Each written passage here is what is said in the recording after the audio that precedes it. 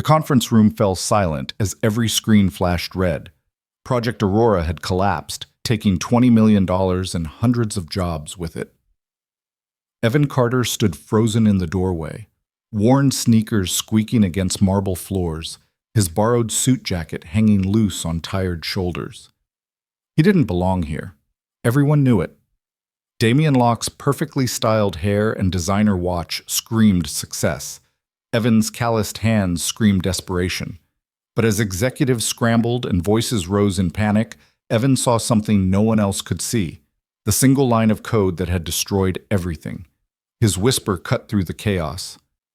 I know where the error is. Before we dive into Evan's story, I want to invite you to stay with us until the very end to see how this impossible moment happened and what it cost him to get here. If you're enjoying this story, please hit that like button and drop a comment telling me what city you're watching from. I love seeing how far these stories travel, and your support means everything. Now, let's go back to where it all started. 3 months earlier, Evan Carter stood outside Harrison & Wells at 6:47 in the morning, staring up at the glass tower like it was a fortress he had no business approaching. The building reflected clouds and sky, all clean lines and promise, everything his life wasn't. He'd been awake since 4, getting his daughter Maya ready, dropping her at his sister's place, then spending an hour on 2 buses because his car had died the month before and stayed dead. The suit he wore wasn't his, borrowed from a cousin who worked insurance and didn't ask too many questions. The shoes were his. Leather once, maybe. Now just worn-down approximations held together by hope and polish. He'd practiced his walk the night before, trying to make confident strides feel natural when everything in him wanted to apologize for existing. "You've got this, Daddy," Maya had whispered that morning, her small hands patting his cheeks like she was the parent. She was 7 years old and already trying to hold him together. Evan pulled open the heavy glass door and stepped into the lobby. Marble floors stretched in every direction, reflecting overhead lights that cost more than his rent. A security guard glanced at him, just a flicker of assessment, then looked away. Evan signed in, got his visitor badge, and took the elevator to the 15th floor. The receptionist smiled the kind of smile that was professionally required. "Mr. Carter? They're ready for you in conference room B, just down the hall, second door on your left." "Thank you." His voice came out steady. Small victory. Conference room B had windows overlooking the city, a table that could seat 12, and 4 people waiting to decide his future. Evan recognized 3 of them from the company website. Natalie Cross, CEO, sharp suit, sharper eyes, the kind of presence that made rooms feel smaller. Marcus Webb, HR director, friendly face, clipboard, the gatekeeper who'd probably already decided. And Chen Li, head of operations, quiet, observant, the one who'd ask questions that actually mattered. The 4th person hadn't been in any of the company photos. "Evan Carter," Natalie said, not quite a question. "Have a seat." "Thank you for seeing me." Evan sat, keeping his hands visible, trying not to think about how the chair probably cost more than everything he owned. "This is Damien Locke," Natalie continued, gesturing to the 4th person. "Senior data scientist. I asked him to sit in since you'd be working closely with his team." Damien Locke looked like he'd stepped out of a tech industry recruitment poster. Mid-30s, perfectly styled hair with just enough gray at the temples to suggest gravitas, a watch that whispered money without shouting it. He leaned back in his chair with the casual confidence of someone who'd never had to borrow a suit. "Mr. Carter." Damien's smile didn't reach his eyes. "Interesting resume." The word interesting landed like a polite knife.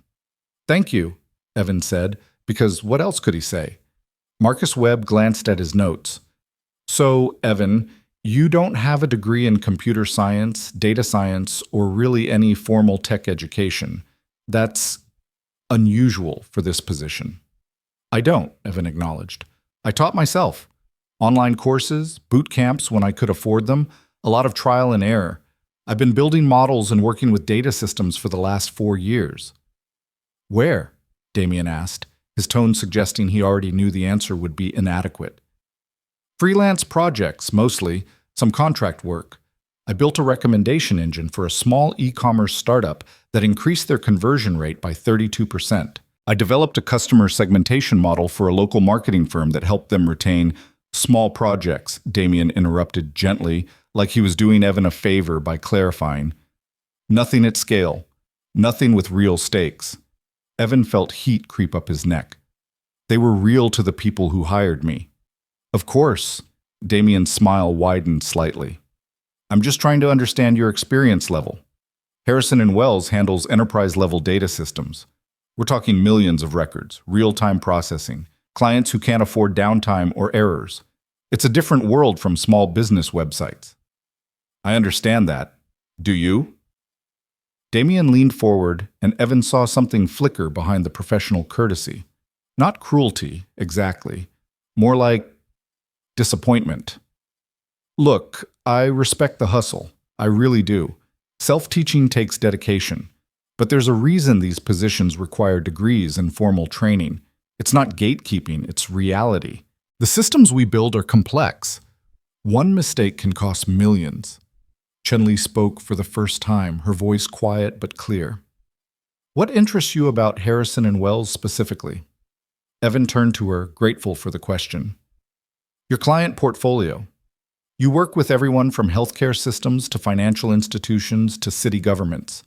That's the kind of diverse, high-impact work I want to be part of. And your approach to data ethics, your transparency standards, your commitment to algorithmic fairness, that matters. Pretty words, Damien said. But do you actually understand the technical implementation behind those principles? I understand that bias in training data creates bias in outputs, Evan said, keeping his voice level. I understand that transparency requires not just disclosure, but actual auditability. I understand that fairness isn't a checkbox. It's an ongoing process of evaluation and correction. Textbook answers. Damien glanced at Natalie. With respect, I think we're looking at someone who's read about data science but hasn't actually practiced it at a professional level. The room went quiet. Evan felt the interview slipping away, felt the borrowed suit and scuffed shoes suddenly weighing 1,000 pounds. Marcus Webb cleared his throat. Evan, I think what Damien is trying to say, and I agree, is that this position might be beyond your current skill level. We're looking for someone who can hit the ground running, who doesn't need extensive training or supervision, someone who's already proven themselves in high-stakes environments. I can learn, Evan said, hating how desperate it sounded. Give me a project, any project, and I'll... Learning on the job isn't really an option, Damien cut in, his voice kind in a way that made it worse. Not at this level. Maybe if you went back to school, got some formal training, built up more substantial experience. He trailed off, the suggestion hanging there like charity. Natalie had been silent through most of the exchange, just watching. Now she tapped her pen against her notepad. Tell me about the hardest technical problem you've solved. Evan blinked, thrown by the shift. There was a freelance project last year. A client needed to detect duplicate customer records across 3 merged databases. Different naming conventions, different data formats, missing fields everywhere. Standard fuzzy matching wasn't cutting it because of the scale and the inconsistencies. What did you do? Chen-Li asked, genuinely curious. I built a multi-stage approach. First pass used phonetic encoding and Levenstein distance for names. Second pass incorporated email patterns and phone number analysis. Third pass used address parsing with geographic clustering. Then I added a probabilistic scoring system that weighted matches based on how many fields aligned and how reliable each field type was. Cut the duplicate rate by 87%. Damien's expression hadn't changed. And how did you validate those results? Manual review of a random sample, cross-reference checks. Then I implemented ongoing monitoring to catch false positives and false negatives so the model could be refined. Sample size? 500 records for initial validation, then continuous monitoring on everything. 500? Damien nodded slowly. We typically validate with samples in the tens of thousands. And continuous monitoring. How did you implement that technically? Evan felt the trap closing. Flagging system. High confidence matches went through automatically. Medium confidence got flagged for review. Low confidence was rejected. Who determined the confidence thresholds? I did, based on the initial validation results and client feedback. Based on 500 records. Damien sat back. See, this is what I'm talking about. It's not that what you did was wrong. It's that it's not rigorous enough for our standards. We need people who think in terms of statistical significance, proper validation frameworks, systematic testing protocols, not just it seemed to work. The words landed like slaps. Evan wanted to argue, wanted to explain that he'd done the best he could with the resources he had, that learning alone meant learning from mistakes, but Damien wasn't wrong. Not entirely. Evan had been working in isolation, figuring things out as he went, building with duct tape and determination. He didn't have the formal frameworks, didn't have the systematic training, didn't have the luxury of proper validation because clients couldn't afford it, and he couldn't afford to lose clients. I think we've seen enough, Marcus said gently. Evan, thank you for coming in. We'll be in touch if anything changes, but I want to be honest with you. I don't think this particular role is the right fit. Evan stood. The room tilted slightly, or maybe that was just his equilibrium failing. I appreciate your time. He shook hands around the table. Natalie's grip was firm, her expression unreadable. Chenli gave him a small nod. Marcus smiled apologetically. Damien's handshake was brief, professional, already moving on. Evan walked out of conference room B, down the hall past the receptionist's professional smile, into the elevator with its polished walls that reflected a man who looked exactly like someone who didn't belong. The lobby marble clicked under his worn shoes. The morning air hit his face as he stepped outside, and for just a moment he couldn't breathe. He'd known it was a long shot. He'd known they were looking for someone with credentials, with experience, with everything he didn't have. But knowing didn't make it easier. His phone buzzed. His sister. Maya wants to know how it went. What should I tell her? Evan stared at the message for a long moment, then typed, Tell her Daddy tried his best. But the next 2 weeks blurred together. Evan picked up extra shifts at the warehouse, loading boxes until his back screamed and his hands went numb. He sent out more applications, tailoring his resume to make his scattered experience sound more substantial than it was. He got 3 automated rejections and 1 response that wanted him to work for free as an internship opportunity. Maya asked once why he looked so tired. He told her he was just working hard. She'd hugged him and said he was the best daddy in the world, and the words had nearly broken him because she believed them. On a Thursday afternoon, when Evan was halfway through his shift and mentally calculating whether he could afford new shoes or if he should just keep gluing the old ones together, his phone rang. Unknown number. This is Evan. Evan Carter, this is Natalie Cross from Harrison and Wells. His heart stopped. Yes, hello. Do you have a minute? Yes. He stepped away from the loading dock, away from the noise. I'm here. I've been thinking about our conversation, Natalie said, her voice crisp and direct. Damien made some valid points about your experience level, but he also pissed me off. Evan blinked. I'm sorry? He was right about the technical gaps, Natalie continued, but he was wrong to dismiss you entirely. I built this company from nothing. No degree, no connections, just work and learning and refusing to quit. So I recognize the hustle when I see it. Evan couldn't form words. I'm not offering you the senior position, Natalie said. You're not ready for that, and frankly, neither of us can afford the risk. But I am offering you a junior data analyst role. Lower pay, less responsibility, but you'll be working directly with the team. Learning our systems, proving yourself. If you're as dedicated as you seem, you'll move up fast. If you're not, you'll wash out. Either way, we'll know. I won't let you down, Evan said, the words tumbling out. I swear, I'll work harder than anyone. Save the promises, Natalie interrupted. Show me results. Can you start Monday? Yes, absolutely. Good. HR will send over the paperwork. Welcome to Harrison and Wells, Evan. Don't make me regret this. The call ended. Evan stood in the warehouse parking lot, phone still pressed to his ear, and for the first time in months, he let himself believe that maybe, just maybe, things were about to change. That weekend, Evan bought Maya a new backpack with cartoon characters she loved.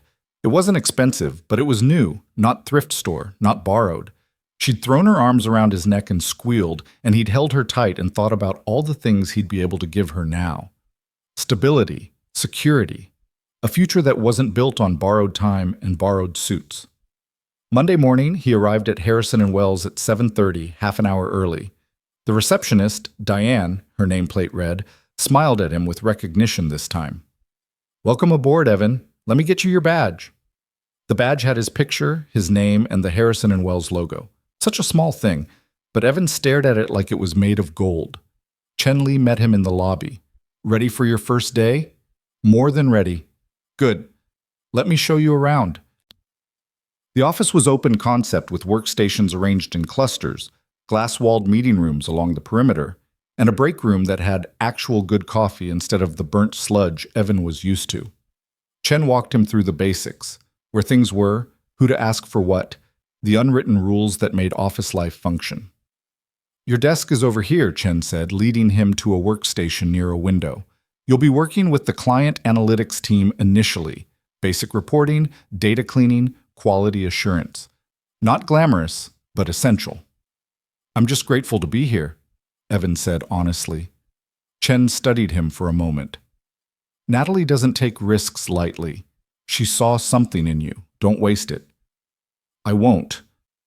"Also," Chen lowered her voice slightly, "Damien can be, territorial. He's brilliant and he knows it. Just keep your head down, do good work, and you'll be fine."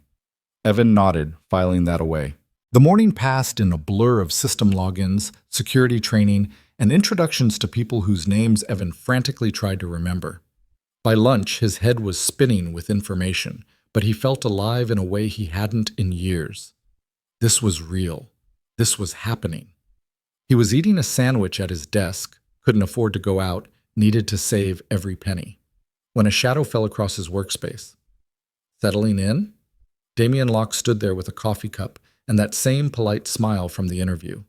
He'd probably just come from some important meeting, looking effortlessly put together while Evan felt like an imposter in office casual clothes from Target. "Getting there," Evan said. "Still learning where everything is. It's a lot to take in." Damien pulled up a chair, uninvited. "Look, I want to clear the air. I know I came across harsh in your interview. That wasn't personal." "I understand. You were being honest about the requirements." "Exactly." Damien seemed pleased.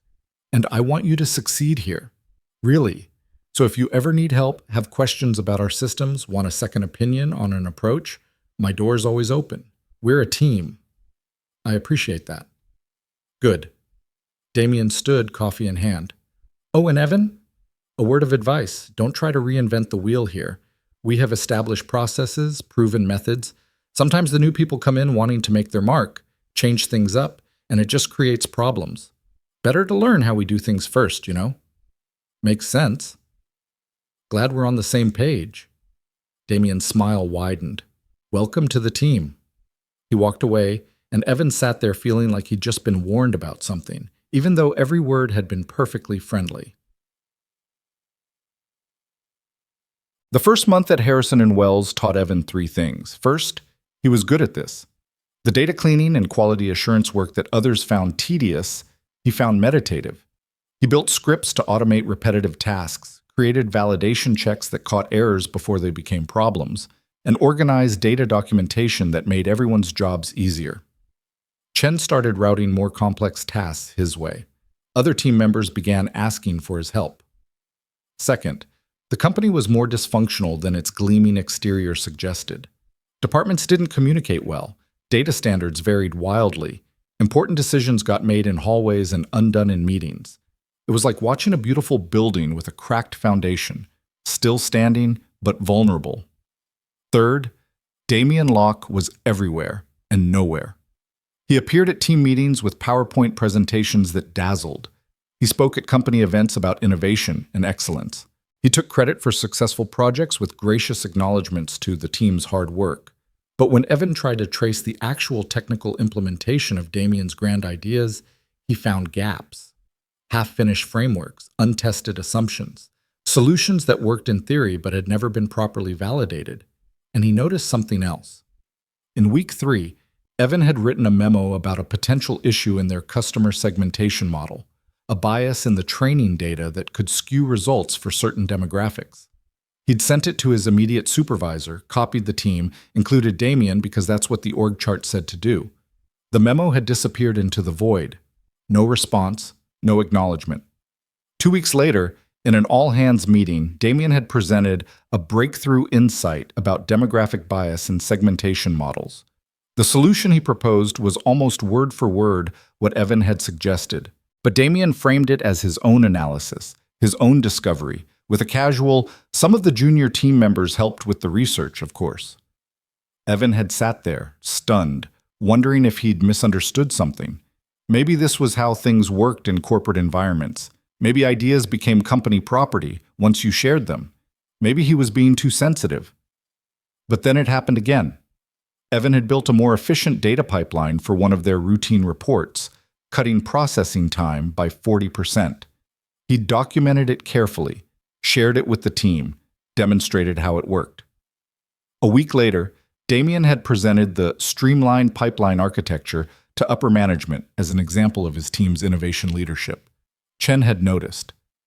"Did you build that pipeline?" she'd asked quietly after the meeting. "Yeah, but it's fine. It's teamwork, right?"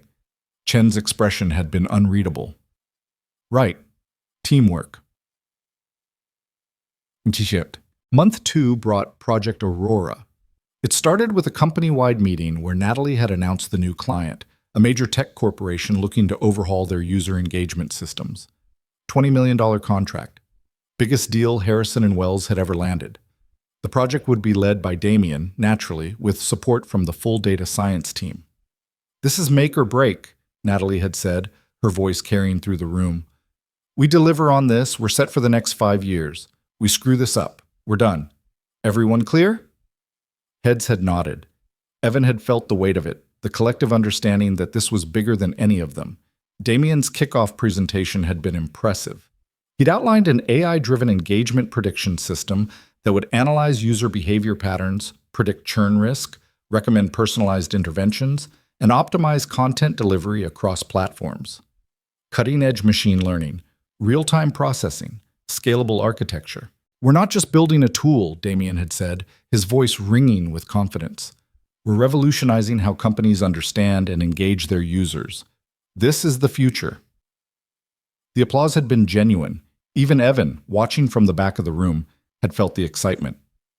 Then the actual work began. Evan's role was peripheral: data preparation, quality checks, supporting analysis. But he paid attention. He watched how the system was being built, studied the documentation, asked questions when he could, and slowly, quietly, he started to see problems. The engagement prediction model relied heavily on user interaction frequency as a primary signal. But Evan noticed that the model didn't count for different types of interaction quality. A user who spent 30 seconds on 10 different articles wasn't the same as a user who spent 10 minutes deeply reading one article, but the model treated them similarly. He wrote a memo, sent it to his supervisor, copied Damien. No response. The churn prediction component used historical patterns from the past 6 months to identify at-risk users. But Evan saw that seasonal variations weren't being factored in properly. Holiday behavior patterns, summer slowdowns, major news events, all of these created noise that the model interpreted as churn signals. Another memo, same distribution list. Silence.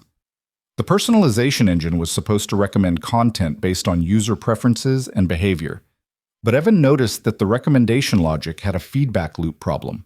It would show users more of what they'd already engaged with, creating filter bubbles that would eventually limit engagement rather than expand it. Third memo.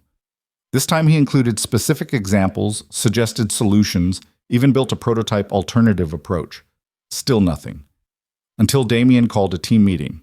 "I've been reviewing our progress," Damien said, standing at the front of the conference room with his laptop connected to the projector. "And I've identified some areas where we can refine our approach."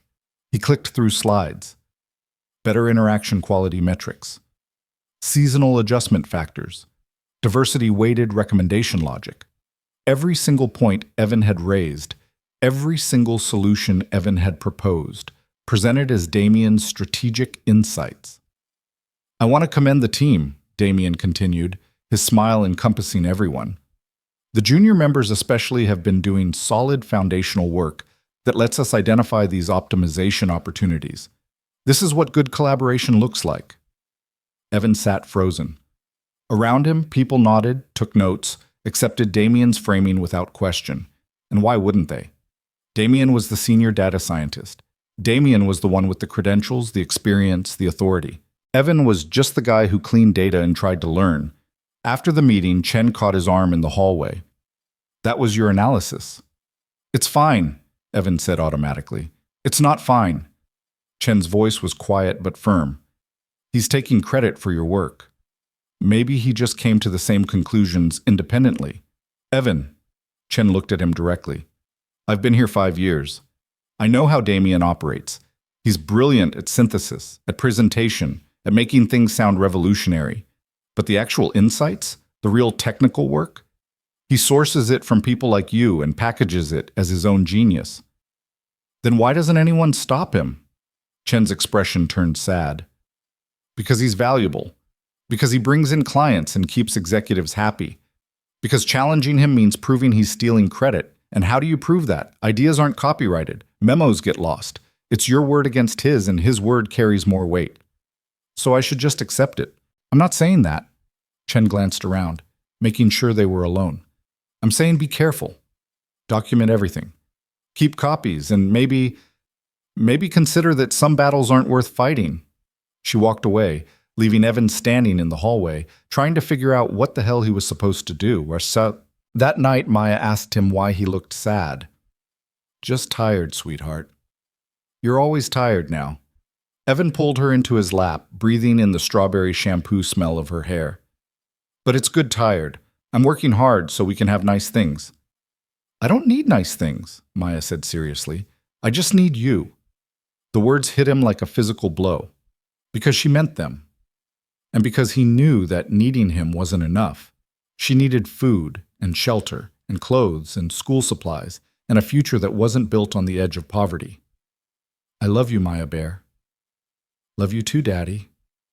After she fell asleep, Evan sat at his laptop and opened his personal files. Every memo he'd written, every analysis he'd shared, every suggestion he'd made. He copied everything to a separate folder, backed it up to a flash drive, saved it to cloud storage. He didn't know what he'd do with it, didn't know if it mattered. But Chen's words echoed in his head. Document everything. But Month 3 brought 2 things, acceleration and warning signs.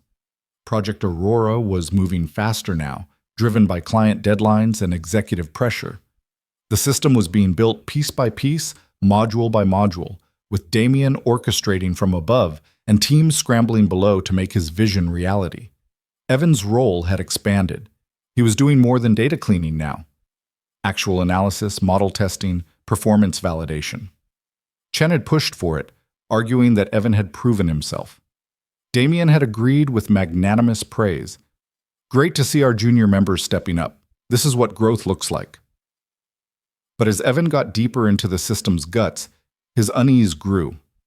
The engagement prediction model had improved, incorporating the quality metrics Evan had suggested, that Damien had identified.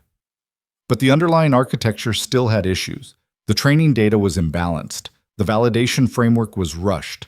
The edge cases weren't being tested properly. Evan wrote another memo. This time, he was more direct. The current validation approach may not catch systematic errors. Recommend additional testing protocols before client delivery. He sent it to his supervisor, copied the team, and after hesitating, copied Natalie. This time, he got a response. From Damien. Evan, appreciate the diligence, but I think you might be overthinking this. We have robust validation in place, and we're on schedule for client delivery. Let's trust the process and focus on execution. DL. The message was friendly, the subtext was clear. Back off. Evan stared at his screen, frustration building. He wasn't overthinking, he was seeing real problems. But how do you push back against someone who outranks you, outskills you, outcredentials you in every way? He thought about Maya. Thought about the paycheck that was finally, barely, enough. Thought about what he stood to lose. And he stayed quiet. 2 weeks before the client presentation, the system went into final testing. This was it, the last chance to catch problems before Aurora went live. Evan ran his validation tests. Standard protocol. But something bothered him, so he ran additional checks, custom queries, edge case scenarios, the kind of paranoid testing that made other people roll their eyes but helped Evan sleep at night. That's when he found it. The duplicate detection component, the piece that was supposed to identify and merge redundant user records, wasn't working properly. Not obviously broken. It ran. It produced output. But the logic was flawed. Evan spent hours tracing through the code, verifying his findings, documenting exactly what was wrong and why it mattered. The duplicate detection was supposed to prevent data pollution and ensure accurate engagement metrics. Without it working correctly, the entire system's analysis would be compromised. Users would be counted multiple times. Engagement would be inflated. Churn predictions would be meaningless. It was foundational, and it was broken. Evan's hands shook as he compiled his findings into a memo. This wasn't a suggestion for improvement. This was a critical flaw that would undermine everything. He sent it to his supervisor, copied Damien, copied Chen, and this time he copied Natalie and Marcus and anyone else he could think of who might actually read it. Subject line: urgent, critical issue in Aurora. Duplicate detection. Then he waited. Well, the response came within an hour. Meeting. Conference room B. Mandatory attendance. Evan's stomach dropped. He gathered his documentation, his evidence, his careful notes, and walked to conference room B feeling like he was walking to his own execution. The room was crowded. Damien at the head of the table, looking annoyed. Chen off to the side, her expression worried. Marcus from HR taking notes. And Natalie, sitting back with her arms crossed, studying everyone. "Evan," Damien said, his voice tight with controlled frustration, "I got your memo. So did apparently half the company. I thought it was important enough to create panic 2 weeks before client delivery." Damien's professional courtesy was cracking. "Do you understand what you've done? We have investors, executives, a client who's expecting a functional system, and you just sent a company-wide email saying it's broken." "Because it is broken," Evan said, forcing himself to stay calm. "The duplicate detection has been tested and validated," Damien interrupted, "by qualified engineers who actually understand the system architecture. You ran some custom queries and found edge cases that don't reflect real-world usage. They're not edge cases. The logic itself..." "Evan." Damien leaned forward, and his voice took on that patient, condescending tone that made Evan's teeth clench. "I appreciate your enthusiasm, really, but you're out of your depth here. This is complex system design, not a freelance project. The duplicate detection works as designed. You're seeing problems that don't exist because you don't have the experience to interpret the results correctly." "Then explain the test results," Evan said, pulling out his documentation. "I can show you exactly..." "We don't have time for this." Damien glanced at Natalie. "We're 2 weeks from delivery. 2 weeks. Every hour we spend chasing false alarms is an hour we're not spending on actual preparation." Natalie's gaze shifted to Evan. "Do you have proof that the system will fail?" "I have proof that the duplicate detection component isn't working as specified," Evan said. "And if that component fails in production, the entire analytical framework will produce unreliable results." "As specified according to whom?" Damien challenged. "You've read some documentation and run some tests, but you weren't involved in the original design. You don't know the architectural decisions that were made or why." "Then explain them to me," Evan said, frustration bleeding through. "Show me why I'm wrong. Show me how this is supposed to work." The room went quiet. Damien's jaw tightened. For just a moment, Evan saw something flicker across his face. Not anger, not frustration, but fear. Then it was gone, replaced by professional disappointment. "I don't have time to give you a masterclass in system architecture," Damien said. "We have a deadline. You can either trust the process and the people who've been doing this longer than you, or you can keep sending panic memos and undermining the team's confidence. I'm not trying to undermine anything, but that's what you're doing." Damien's voice went soft, almost sad. "Look, Evan, you're smart. You work hard, but you're still learning, and sometimes learning means trusting that the senior people know what they're doing. Can you do that?" It was masterful. Damien had just made this about Evan's inexperience, Evan's inability to trust, Evan's ego, instead of about whether the system actually worked. Evan looked around the room. Marcus was studying his notes, staying neutral. Chen was staring at the table, her mouth a tight line. Natalie was watching him with an expression he couldn't read. "I trust what I can verify," Evan said quietly. "Then verify this," Damien said. "We launch in 2 weeks. The system works. And if you want to have a future here, you'll stop creating problems where none exist." The meeting ended. People filed out. Evan sat there with his documentation spread in front of him, feeling like he'd just lost a fight he didn't know how to win.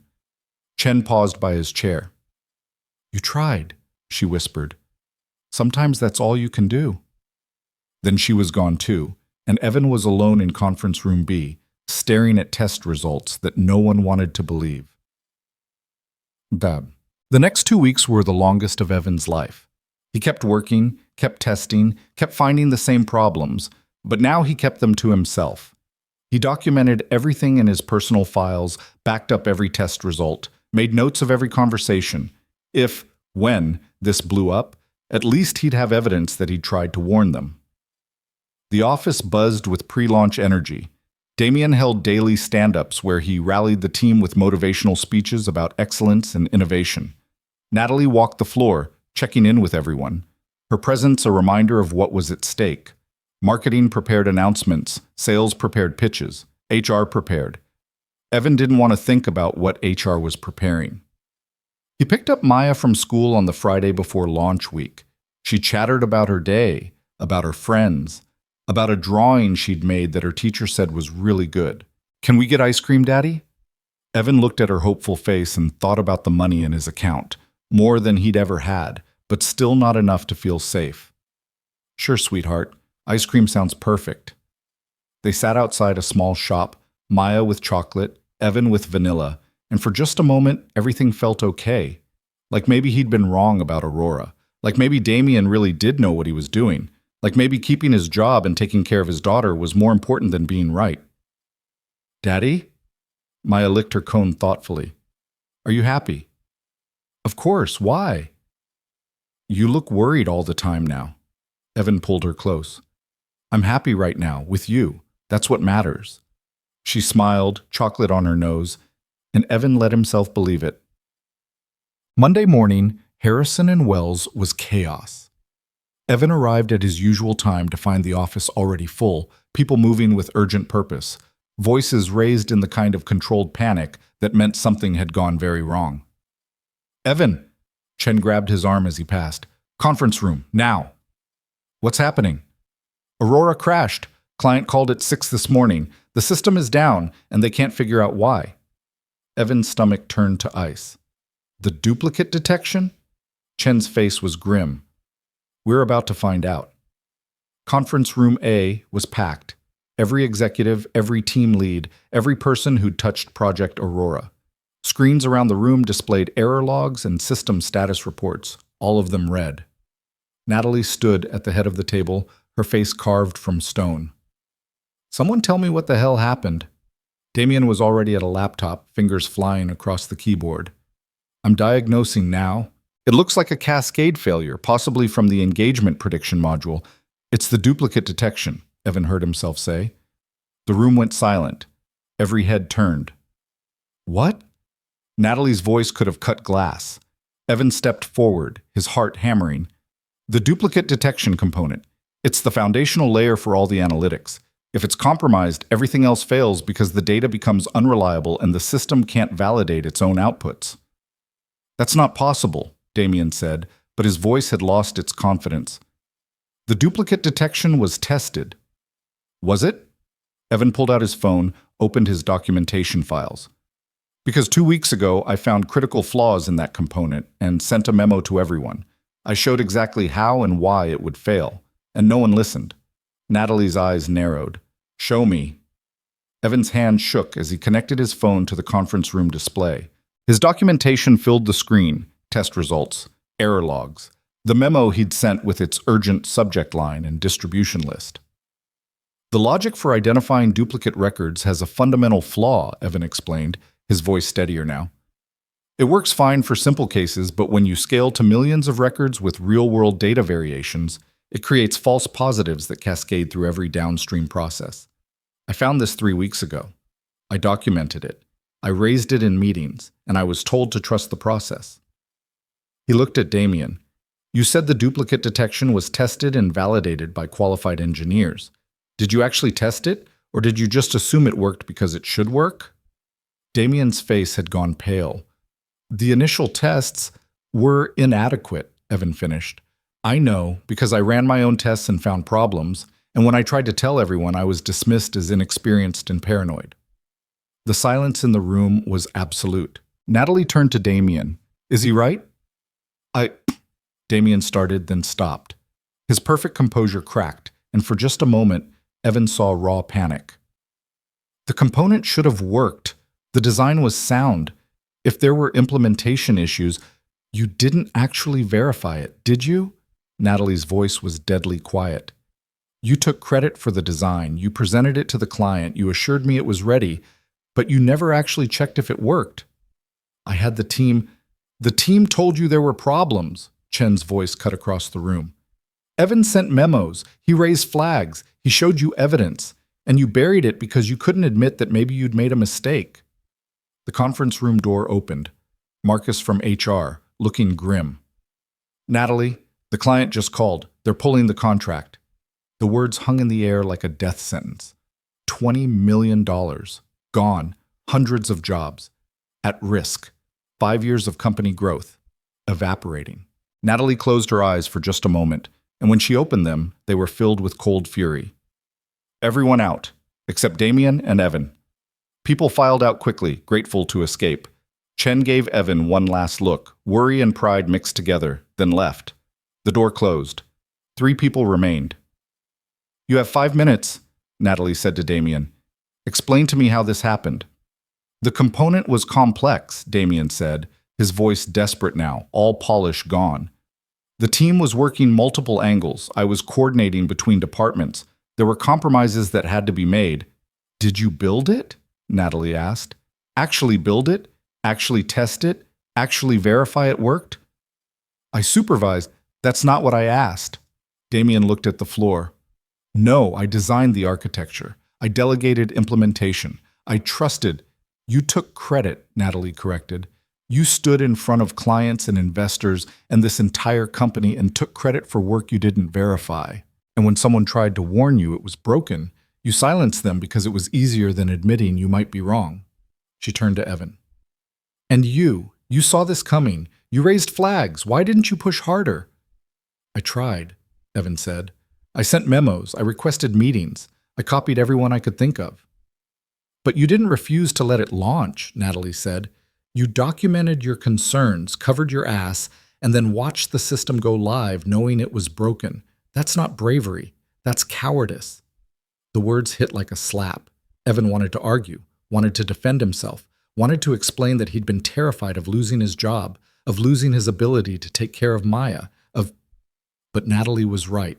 He'd known, and he'd stayed quiet, because fear had made him complicit. You're both responsible, Natalie said. Damien for negligence, Evan for cowardice. The difference is intent. She looked at Damien. You're on administrative leave effective immediately. We'll discuss your future here, if you have one, after legal and the board finish their review. Damien stood like he'd been shot. Natalie, get out. He left. The door closed behind him with a final click. Natalie turned to Evan. You have a choice now. Walk away with a severance package and a decent reference, no hard feelings. Or stay and fix this, not just patch it. Actually fix it. Rebuild the duplicate detection component correctly. Verify every downstream system, and do it while I try to convince our client not to sue us into oblivion. What's it going to be? Evan thought about Maya, thought about stability and safety, and all the reasons staying quiet had seemed rational. Then he thought about standing in conference room B 3 months ago, wearing a borrowed suit and scuffed shoes, being told he wasn't qualified enough. I'll fix it, Evan said. Not alone. I'll need help. I'll need resources. I'll need people who actually know what they're doing. But I'll fix it. Natalie studied him for a long moment. You'd better, because if you fail, we're all out of a job. She headed for the door, then paused. And Evan? Next time you see something wrong, don't just document it. Don't just send memos. Make enough noise that someone has to listen. That's the difference between being right and being useful. She left. Evan stood alone in the conference room, staring at the screens full of red error messages, and wondered what the hell he'd just agreed to. Then he pulled out his phone and started making a list. Because somewhere in this building, there were people who could actually help him rebuild Aurora properly. And if he was going down, he was at least going down fighting. 3 months ago, he'd walked into Harrison and Wells hoping for a chance. Now he had one. Time to find out what he could actually do with it. The War Room, that's what they started calling Conference Room A, became Evan's entire world. By noon that first day, he'd assembled a skeleton crew. Chen from operations, 2 senior engineers named Marcus Chen and Priya Sandhu, who'd been sidelined during Aurora's initial development, and a data architect named Caleb Park, who'd worked at Harrison and Wells longer than anyone and had the scars to prove it. "All right," Caleb said, spreading printouts across the table like battle plans. "Show me everything." Evan pulled up his documentation on the main screen. Test results. Error logs. The cascade of failures that had brought Aurora crashing down. The duplicate detection was supposed to use a multi-pass approach, phonetic matching, fuzzy string comparison, probabilistic scoring. On paper, it's solid. In practice, it's garbage, Priya finished, scrolling through the code on her laptop. "Look at this. The confidence thresholds are hard-coded. The phonetic algorithm doesn't account for non-English names. The fuzzy matching has no length normalization. This wouldn't pass a first-year computer science review." "Damien designed it," Marcus said quietly. Or said he did. "Damien presented PowerPoints," Caleb corrected, his voice carrying the weight of experience. "The actual implementation? He delegated it to whoever was available and never verified the results. I've seen him operate for 3 years. He's brilliant at architecture, at vision, at selling ideas. But building them, testing them, that's beneath him." Chen looked up from her own laptop. "The client presentation is in 8 days. Natalie's trying to buy us time, but they want blood. They want proof we can actually deliver what we promised." "Can we?" Evan asked. "In 8 days?" "Not if we try to salvage this mess," Priya said bluntly. "We need to rebuild from scratch. New duplicate detection logic, new validation framework, new everything." "That's impossible," Marcus protested. "Even if we work around the clock—" "Then we work around the clock," Caleb interrupted. "Priya's right. Patching this system is like putting Band-Aids on a corpse. We need to rebuild the foundation, and we need to do it fast." He turned to Evan. "You found the problem. What's your solution?" Every eye in the room locked on Evan. The weight of it pressed down like physical force. These were senior engineers, people with decades of combined experience. And they were asking him, the guy who'd been here 3 months, the guy without a degree, the guy who cleaned data and tried not to make waves, what to do. "Hierarchical matching," Evan said, his voice steadier than he felt. "Instead of trying to catch everything in one pass, we build layers. First layer catches the obvious duplicates, exact email matches, exact phone number matches. Second layer uses normalized names and addresses with high confidence thresholds. Third layer handles the ambiguous cases with machine learning scoring trained on validated examples. Each layer feeds into the next, and we build manual review checkpoints between layers so nothing gets through without verification." Priya was nodding. "That's actually smart. It's conservative, but for a system this critical, conservative is good." "How long to build it?" Chen asked. 72 hours if we're lucky, Caleb said. "Another 48 to test properly. That leaves us 3 days for client validation and inevitable fixes." "So basically no sleep and pray nothing breaks," Marcus said. "Welcome to crisis management," Caleb replied. "Everyone in?" They were. Because what choice did they have? Evan called his sister from the parking lot during a 15-minute break at 6 p.m. "Kelly, I need a massive favor." "How massive?" "I need you to keep Maya for the rest of the week, maybe longer. I'm buried at work and I can't—" His voice cracked. "I can't be the dad she deserves right now, and I need her somewhere safe." Kelly was quiet for a moment. "That bad? That bad?" "She's fine here, you know that. But Ev, are you okay?" Evan looked back at the glass tower, at the lit windows where people were scrambling to save their jobs. "Ask me in a week. Call her tonight. She misses you." "I will." He didn't.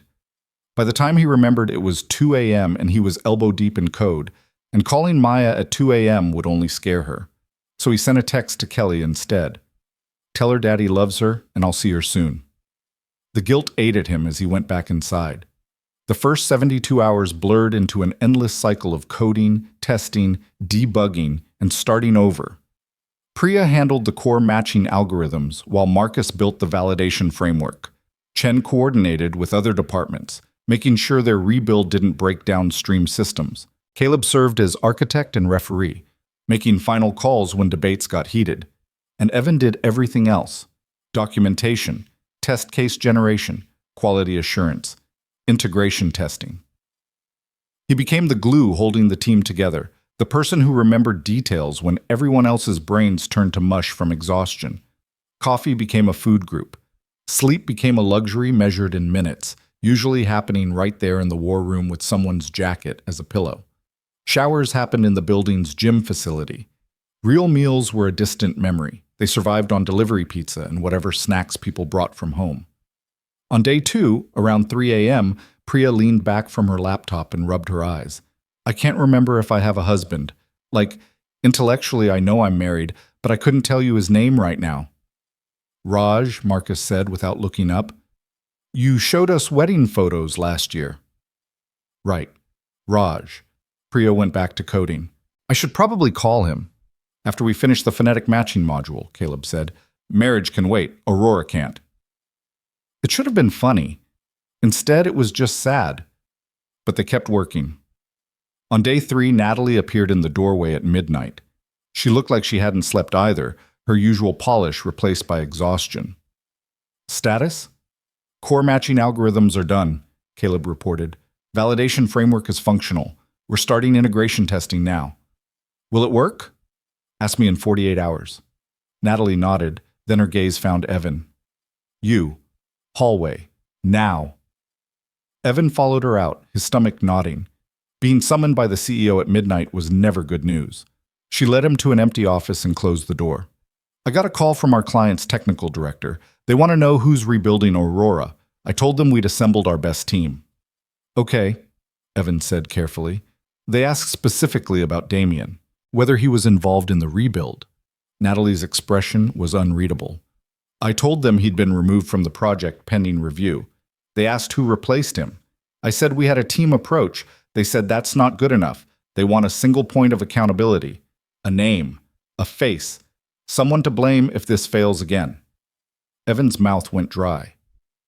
"You want me to?" "I want you to understand what you're signing up for," Natalie interrupted. "If you take lead credit for this rebuild and it works, you're a hero. You get promoted, you get raises, you get your pick of projects. But if it fails—" She paused, letting the implications hang. "If it fails, you're the one they sue. You're the one whose name gets dragged through trade publications. You're the one who'll never work in this industry again. And if I say no, then Caleb takes lead credit. He's got the resume and experience to weather a failure, but he's also got 3 kids in college and a retirement plan. This kind of disaster could destroy him financially." Natalie studied Evan. "You don't have much to lose except your future. He's got everything to lose. So I'm asking, are you willing to put your name on this?" Evan thought about Maya, thought about Kelly's house where his daughter was sleeping, probably wondering why Daddy hadn't called, thought about the borrowed suit he'd worn to his interview, the scuffed shoes, the years of barely hanging on. "If it works," Evan said slowly, "does the credit actually come to me? Or does someone else take another PowerPoint victory lap?" Natalie's smile was sharp and sad. "That's up to you to make sure of. Document everything. Make yourself indispensable. Be visible. Because you're right, credit is a weapon in this company, and people will steal it if you let them." "Then yes," Evan said. "Put my name on it." "Good." Natalie headed for the door, then stopped. "Evan, don't fuck this up." "Wasn't planning on it." By day 5, they had something resembling a functional system. The duplicate detection ran cleanly through test datasets. The validation framework caught errors before they could propagate. The integration with downstream modules worked without exploding, but working in testing and working in production were different universes. "We need live data," Priya said, staring at her screen like it had personally offended her. Test data sets are clean. Real data is chaos. We need to see how this handles actual user records with all their glorious inconsistencies. The client won't give us access to their production environment, Chen said. Not after the crash. They don't trust us. Then we use our own, Caleb suggested. Harrison & Wells has customer data from a dozen different projects. Different sources, different formats, different quality levels. We run Aurora against our internal data as a validation test. That's, Marcus frowned, actually brilliant. They spent the next 12 hours doing exactly that, pointing Aurora at Harrison & Wells' own data ecosystem and watching what happened. The system processed millions of records, identified thousands of potential duplicates, flagged ambiguous cases for review, and produced clean, validated output datasets. It worked. Holy shit, Priya whispered. It actually works. Don't jinx it, Marcus said, but he was smiling. Evan leaned back in his chair, feeling something he hadn't felt in days. Hope. Fragile, tentative hope that maybe they'd actually pulled this off. Then his phone rang. Kelly. Ev, it's Maya. She's asking for you. She's upset. The hope evaporated. Put her on. Daddy? Maya's voice was small and scared. When are you coming home? Soon, sweetheart. I'm sorry I've been so busy. You said that last time. And the time before. She wasn't crying, which somehow made it worse. Are you going to leave like Mommy did? The words hit like a knife between the ribs. Maya had been 3 when her mother walked out. She barely remembered Anna, but she remembered being left. No, Evan said, his voice fierce despite exhaustion. Never. I'm working hard right now so we can have a good life, but I'm not leaving, I promise. Okay? She didn't sound convinced. I love you. I love you too, Maya Bear. So much. The call ended. Evan sat there with his phone in his hand, staring at nothing, feeling like the worst father in the world. You all right? Caleb asked quietly. No. Evan stood up, shoving his phone in his pocket. But we've got a presentation in 3 days, so I don't get to not be all right. Let's run another validation test. Day 6 brought a new problem. Explaining the rebuild to people who didn't understand code. Natalie had scheduled a pre-meeting with Harrison & Wells executives, the CFO, the COO, the head of legal, and various VPs who'd suddenly developed opinions about data architecture. Evan stood at the front of the conference room with Caleb beside him, trying to explain technical concepts to people who thought algorithm was a buzzword. So you've basically started from scratch, the CFO said, his tone suggesting this was somehow offensive. We've rebuilt the foundational component that failed, Evan corrected. The engagement prediction, churn analysis, and recommendation systems are intact. We've just given them a reliable data layer to build on. And you're confident this won't crash again? Evan glanced at Caleb, who gave a small nod. We're confident, Evan said. We've tested it against multiple data sets, validated the logic at every layer, and built in safeguards that would have prevented the original failure. How do we know you're not just better at hiding problems than Damien was? The head of legal asked. Because we documented everything, Caleb said, his voice carrying decades of authority. Every decision, every test result, every edge case we considered. If this fails, you'll know exactly why and exactly who to blame. Full transparency. The CFO leaned back. And if the client doesn't buy it, then we're all out of jobs, Natalie said bluntly. But sugarcoating reality doesn't change it. This is our shot. Either we take it or we start drafting bankruptcy paperwork. The room went silent. Corporate executives weren't used to hearing the truth that plainly. All right, the COO said finally. You've got your presentation slot. Don't waste it. Day 7 was for rehearsal. Evan and Caleb ran through their presentation 6 times, refining explanations, anticipating questions, preparing for every possible challenge. Priya, Marcus, and Chen served as hostile audience members, throwing curveballs and poking holes in arguments. What if they ask about scalability? Priya challenged during the 4th run-through. We show them the performance metrics from our internal testing, Evan said. Processing speed, memory usage, throughput capacity. All documented. What if they don't trust internal testing? Then we offer to run their data through our system under observation, full visibility, their technical team watching every step. What if Priya, Caleb interrupted gently. We've got this. Let them breathe. But Evan was grateful for the grilling. Better to stumble in rehearsal than in front of the client. That night, actually night, not 4 a.m. technically. Morning, Evan finally left the office. He drove to Kelly's house, let himself in quietly, and found Maya asleep in the guest bedroom. She looked so small under the covers, her stuffed rabbit clutched tight. He knelt beside the bed and smoothed her hair. "I'm sorry," he whispered. "I'm sorry I haven't been here. I'm sorry I keep choosing work over you. I'm trying to build something better for us, but I'm doing a terrible job of being your dad right now." Maya stirred, eyes opening. "Daddy?" "Hey, sweetheart." She threw her arms around his neck, and Evan held her like she was the only real thing in the world, because maybe she was. "I missed you," Maya mumbled into his shoulder. "Missed you too." He pulled back to look at her. "I have to work tomorrow, but after that, I'm all yours. Whatever you want to do." "Ice cream?" "So much ice cream you'll get a stomachache," she giggled, and the sound healed something in Evan's chest. He tucked her back in, kissed her forehead, and sat there until she fell asleep again. In the doorway, Kelly watched with her arms crossed. "You look like death." "Feel like it too." "Is it worth it? Whatever you're killing yourself over?" Evan thought about Aurora, about Damien's lies and his own silence, about getting one real chance to prove he belonged. "Ask me tomorrow." "If you get yourself fired, you can stay here until you figure things out," Kelly said. "I mean it." "I know, thank you."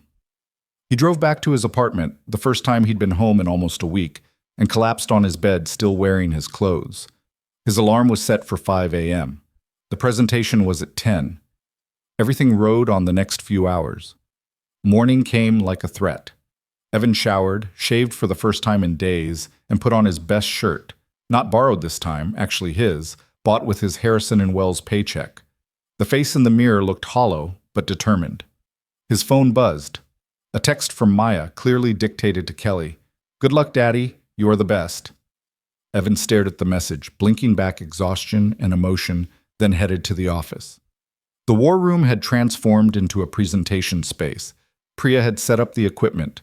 Marcus had printed backup materials. Chen had arranged for coffee and water.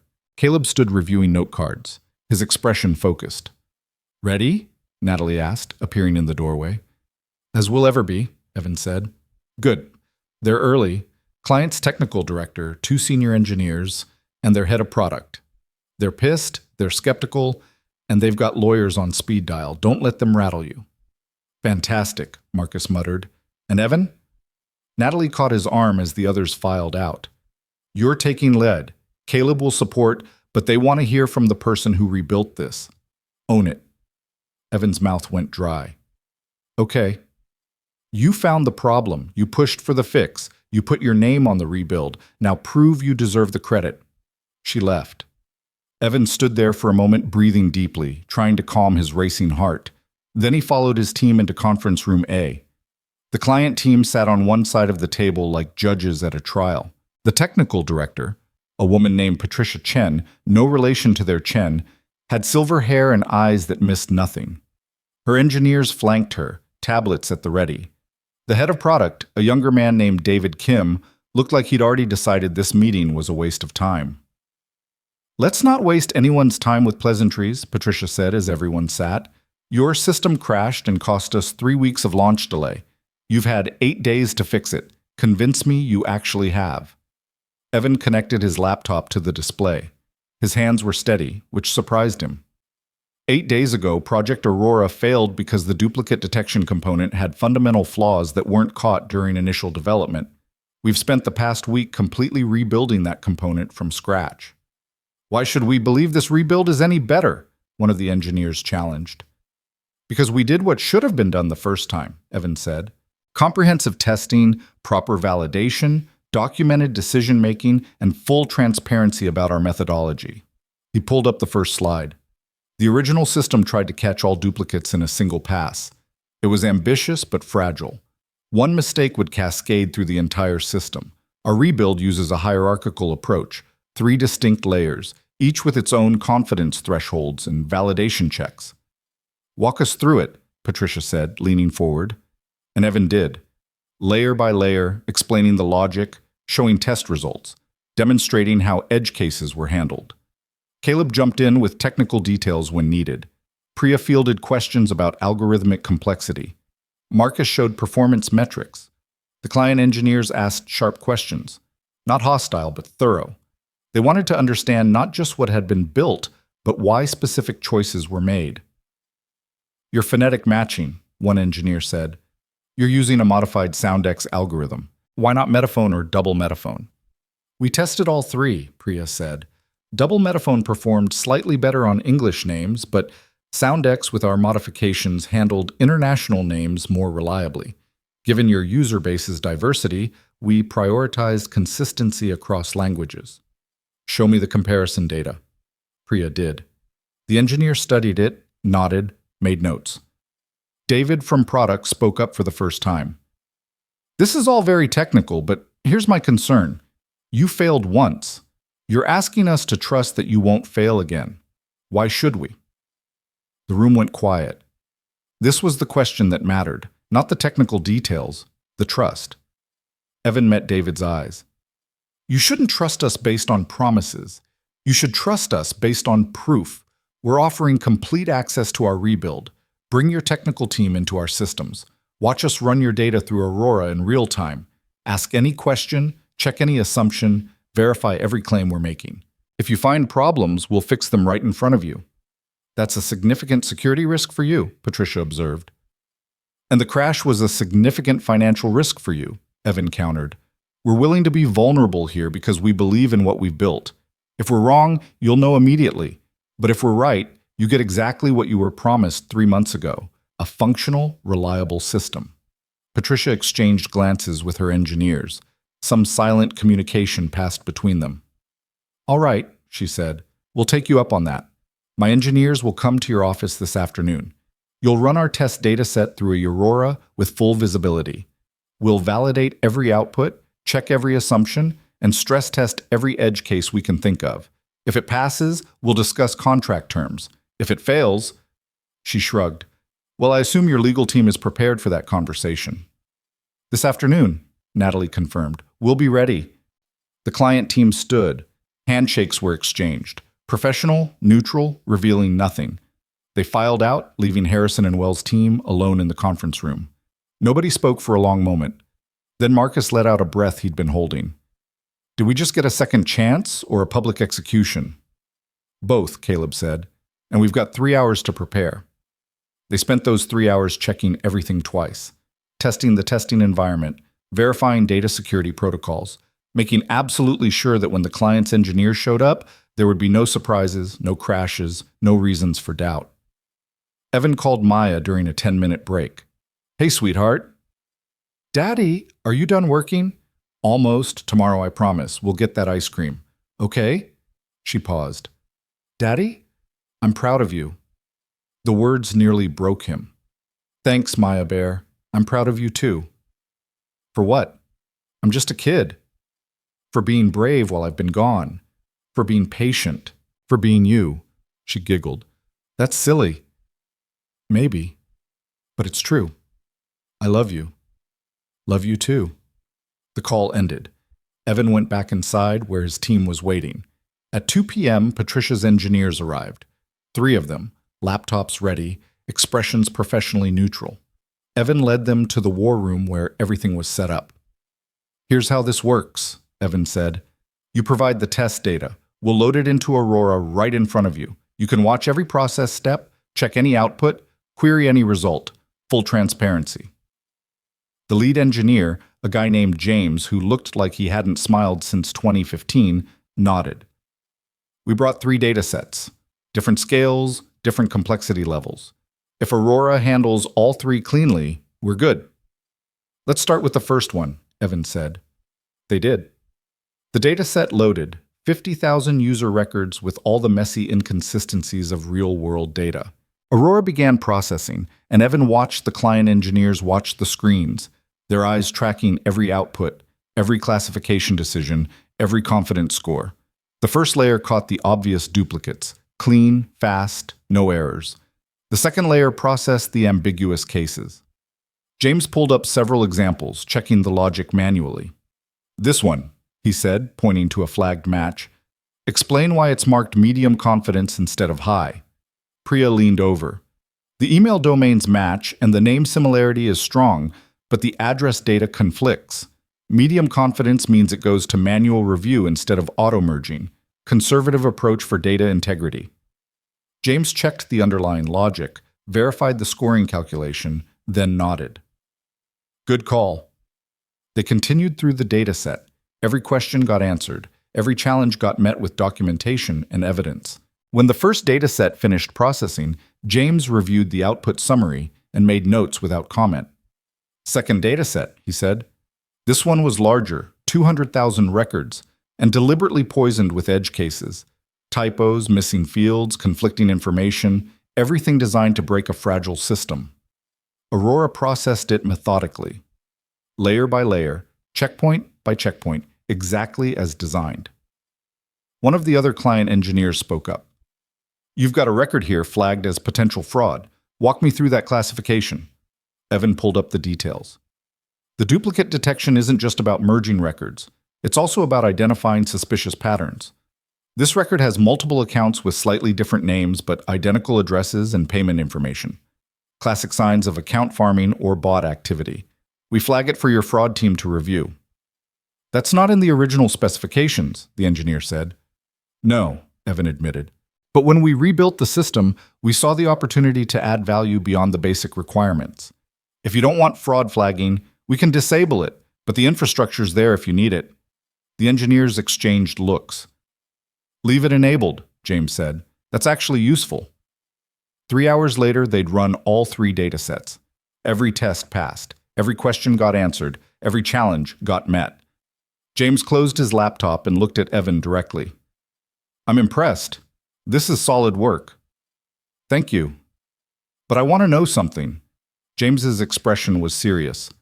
"Who built the original system, the one that crashed?" Evan glanced at Natalie, who nodded slightly. "Permission." "Senior data scientist named Damien Locke," Evan said. "He designed the architecture, presented it to your team, assured everyone it was ready. But he never actually verified the implementation. When problems were flagged, he dismissed them. The crash was the result. And where is he now?" "Administrative leave pending review." "Good," James said bluntly. "Because that crash cost us money and credibility, and I want to make sure whoever was responsible doesn't touch this system again." He turned to Patricia, who'd been observing quietly. "I'm recommending we reinstate the contract, assuming the terms are acceptable." Patricia nodded slowly. "We'll discuss terms, but the technical work is sound. You've earned another shot." The relief in the room was palpable. Chen actually closed her eyes and mouthed something that might have been a prayer. Marcus grinned. Priya looked ready to cry from exhaustion and vindication. Evan just felt numb. They'd done it. Actually done it. "One condition," Patricia added, her gaze locking on Evan. "You lead the technical implementation going forward. Not Damien, not some new person, you. I want accountability, and I want it with someone who actually understands what they built." "That's acceptable," Natalie said before Evan could respond. "Evan will lead the technical team with full authority and resources." "Then we'll have our lawyers talk to your lawyers," Patricia said. "Congratulations, you just saved your company." The client team left. The war room emptied slowly as people drifted away, exhausted and relieved. Natalie stayed behind with Evan. "You did it," she said simply. "We did it," Evan corrected. "The whole team. But you led them. You took ownership. You faced down the client and proved yourself." Natalie studied him. "You know what this means, right?" "What?" "It means you're not a junior analyst anymore. It means you just became someone this company depends on. And that comes with pressure you haven't experienced yet." "I know." "Do you?" Natalie's expression was unreadable. "Because leading means people will come after your ideas again. They'll try to take credit, they'll undermine you, They'll protect their territory. What happened with Damien? That's not over. That's corporate life. Can you handle it? Evan thought about the past week. The exhaustion, the fear, the moment when Maya asked if he was leaving. The price of being here. I can handle it, he said, because I don't have a choice. My daughter needs me to handle it. Fair enough. Natalie headed for the door, then paused. Take tomorrow off, rest, spend time with your kid. Monday morning, we'll discuss your new role and salary. You've earned it. She left. Evan sat alone in the war room, surrounded by screens that had been red with errors a week ago and were now green with success. His phone buzzed. Kelly. Maya's waiting. She made you a welcome home sign. Evan stood, grabbed his jacket, and walked out of Harrison & Wells into the afternoon sunlight. For the first time in 8 days, he wasn't rushing back to his desk. He wasn't reviewing code or running tests or fighting fires. He was going home. The drive to Kelly's house felt surreal. Normal traffic, normal people, normal life. Like the past week had been a fever dream, and reality was just this. Regular existence. Maya met him at the door with a poster board covered in crayon drawings. Welcome home, Daddy, in uneven letters, surrounded by hearts and stars and a stick figure that was apparently him with a crown labeled Best Daddy. Evan dropped to his knees and pulled her into a hug that made his chest ache. I'm sorry I was gone so long. It's okay. Aunt Kelly said you were saving the world. Not the world, just my job. Did you save it? Yeah, sweetheart. I think I did. She pulled back to look at him seriously. So now you can stay home more? I'll try. I promise I'll try. It wasn't enough. He knew it wasn't enough. But it was all he could offer right now, and Maya accepted it with the grace of a 7-year-old who just wanted her dad back. They got ice cream, 2 scoops each, with sprinkles and whipped cream and all the extra toppings. They ate at the park while Maya told him everything he'd missed, school stories, friendship drama, a book she'd read that had dragons in it. Evan listened and laughed and felt himself slowly returning to his body. The exhaustion was still there, bone deep and relentless. But sitting in the sun with his daughter, eating ice cream and pretending the world was simple, he let himself believe things might actually be okay. His phone stayed in his pocket. For one afternoon, Harrison & Wells didn't exist. Aurora didn't exist. Damien and Natalie and the whole corporate nightmare didn't exist.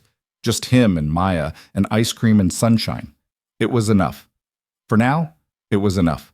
Monday morning arrived with the weight of consequence. Evan dropped Maya at school, actually dropped her himself instead of coordinating with Kelly, and watched her run toward the building with her backpack bouncing. She turned at the door to wave, and he waved back, trying to memorize the moment. Normal felt precious now, fragile in a way it hadn't before. The drive to Harrison & Wells felt different too. He wasn't borrowing confidence anymore, wasn't pretending he belonged. The badge clipped to his belt wasn't a temporary pass. It was proof. He'd earned his place here, paid for it in sleepless nights and rebuilt code, and one terrifying presentation that could have destroyed everything. Diane at reception smiled when he walked in. Morning, Evan. Congratulations on saving the day. Word traveled fast, apparently. Team effort, he said, but he smiled back. Natalie's office was on the top floor, all windows and minimalist furniture that cost more than Evan's car. Her assistant waved him through without making him wait, another small signal that his status had shifted. Sit, Natalie said, not looking up from her laptop. She finished whatever she was reading, then closed the screen and gave him her full attention. How's the kid? Good. Happy I'm home. And you? How are you handling your sudden importance? Evan considered lying, offering some confident answer about being ready for anything. But Natalie had already called him a coward once. Honesty seemed safer. Terrified mostly, I don't know what I'm doing. Good, Natalie said. Confidence without competence is what got us Damien. Terror means you'll actually think before you act. She pulled up something on her tablet. Here's what's changing. Your title is now Lead Data Architect. Salary is $130,000 plus performance bonuses tied to project success. You'll have direct reports. Priya, Marcus, and 2 junior analysts we're hiring. Chen will handle operations coordination, but you own the technical decisions. The numbers hit like a physical blow. 130,000.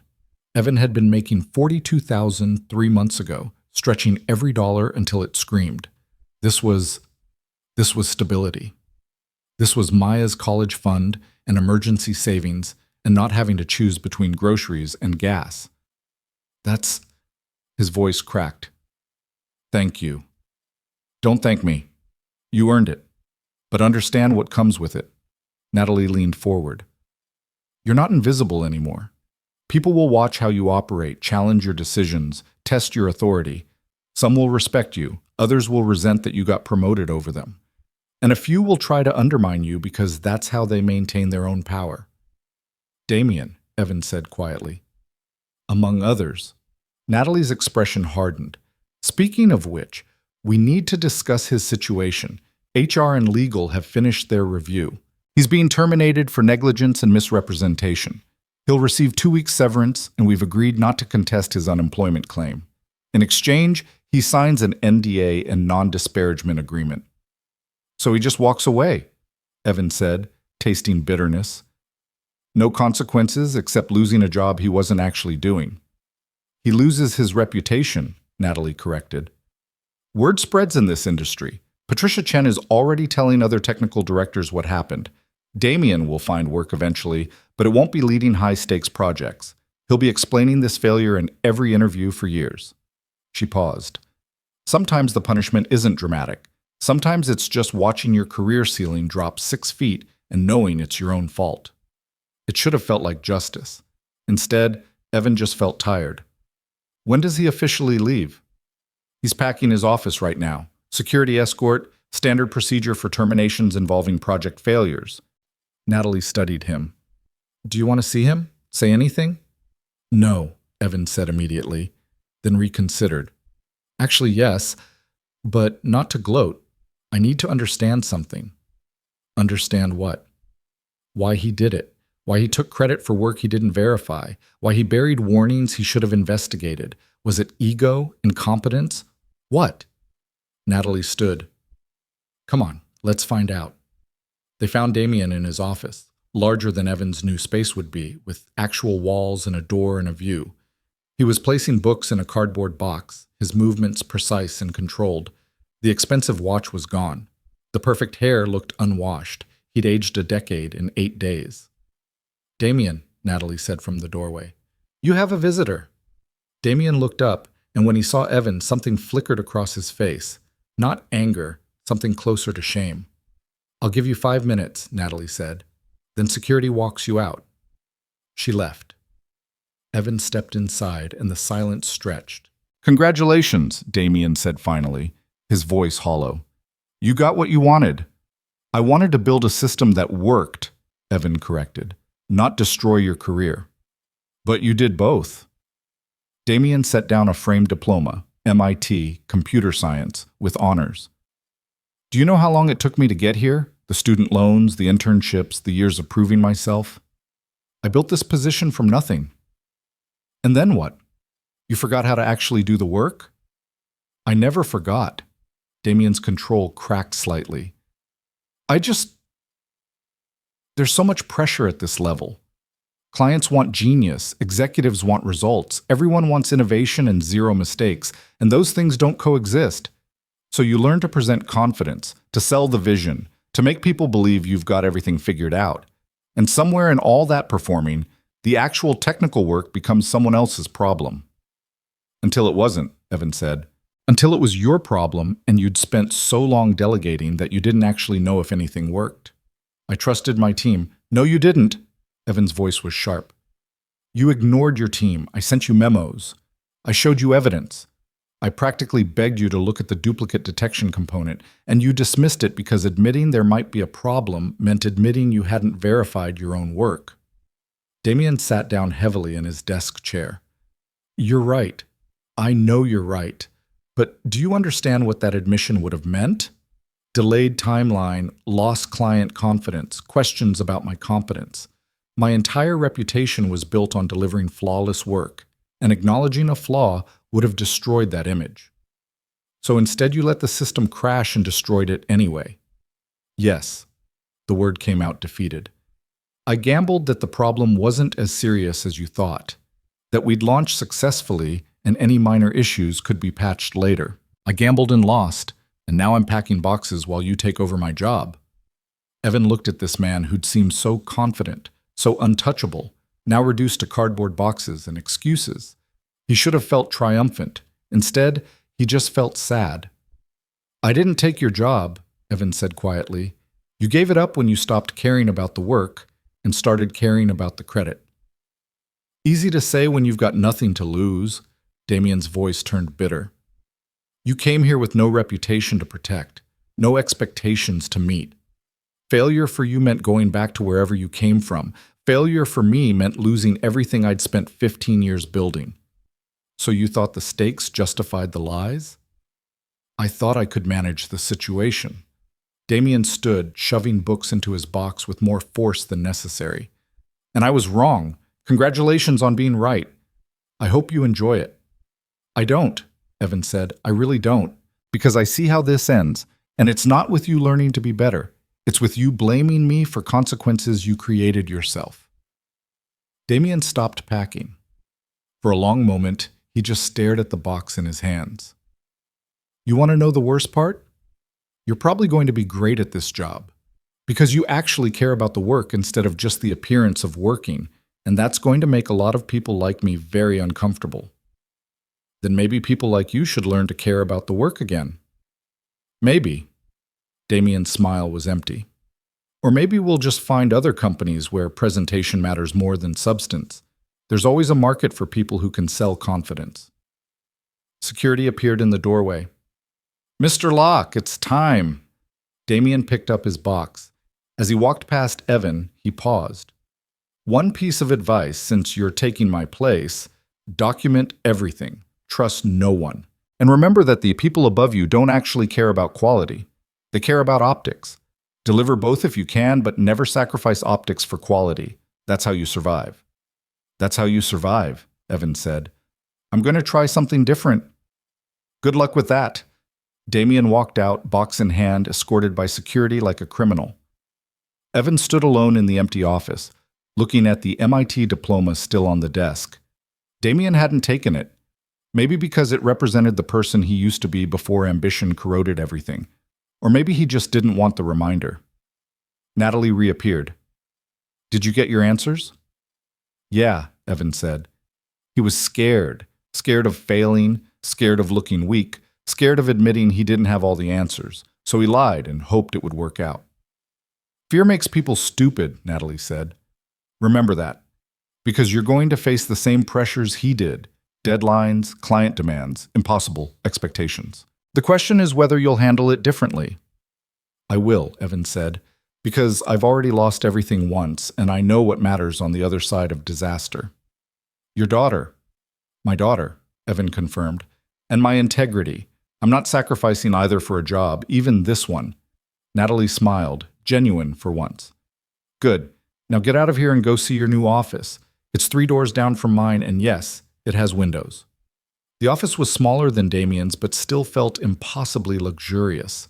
A real desk, a comfortable chair, windows overlooking the city, and a nameplate that read Evan Carter, lead data architect. Evan touched the nameplate like it might disappear, solid brass under his fingertips. His phone buzzed. Maya, texting from Kelly's phone. Is your new office cool? He took a picture of the nameplate and sent it back. Her response was a string of heart emojis and, "That's my daddy." Evan sat in his new chair, looked at his new view, and let himself feel it. Not just the success, but the cost. The week he'd missed with Maya. The relationship strained by exhaustion. The knowledge that staying here meant constant pressure, constant vigilance, constant proof that he deserved this. But also the paycheck that meant stability. The title that meant respect. The chance to build something that mattered instead of just surviving. He could do this. He would do this. The door opened and Chen stuck her head in. You settling in? Trying to believe it's real. It's real. And so is the work. She came inside, closing the door behind her. We need to talk about what happens next. Aurora implementation? Among other things. Chen sat across from him, her expression serious. The client's happy, the contract's reinstated, and we've got 3 months to deliver a fully functional system. But that's not the only challenge. Damien's departure left holes in other projects. The client analytics team is underwater. The fraud detection system needs maintenance. And there are 2 proposals for new clients that require technical leadership. Evan's head spun. How was Damien handling all of that? He wasn't, Chen said bluntly. He was spreading himself thin, presenting at meetings, while the actual work got delegated to whoever was available. Projects were falling through cracks. Quality was slipping. We were heading toward multiple failures, not just Aurora. So now it's my job to fix all of that. Welcome to leadership. Chen's smile was sympathetic. Look, I know it's overwhelming, but you don't have to do it alone. Priya's brilliant at architecture. Marcus is a testing genius. I can handle project coordination and stakeholder management. We'll build a real team instead of the one-man show disaster Damien was running. What do we tackle first? Aurora remains priority 1, but we need to audit the other projects, identify critical issues, and triage. I've already started compiling a list. She pulled up her tablet. Client Analytics has a reporting deadline Friday. The current output is garbage. Inconsistent metrics, unexplained gaps, no clear methodology. Can you look at it? Yeah, send me the files. Already did. Also, there's a proposal meeting tomorrow for a potential healthcare client. Big data privacy concerns, complex regulatory environment. Natalie wants you there to assess technical feasibility. Tomorrow, Evan repeated, his brain already organizing priorities. And Thursday, you're meeting with HR to discuss hiring for your team. We've got budget for 2 junior analysts and potentially a mid-level engineer if you can justify the need. The enormity of it settled on Evan's shoulders.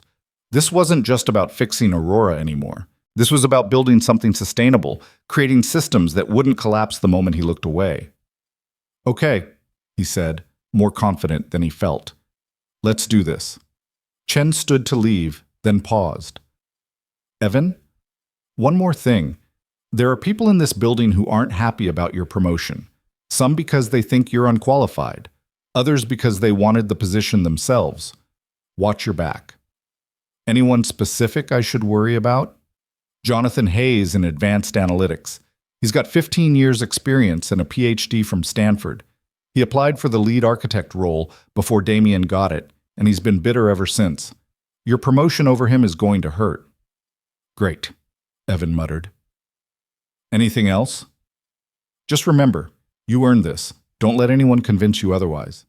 She left, and Evan opened his laptop to find his inbox flooded with emails. Project updates, meeting invitations, requests for technical reviews. People who'd barely acknowledged his existence 3 months ago now needed his approval, his input, his expertise. He started with the client analytics report Chen had mentioned. One look at the data made him wince.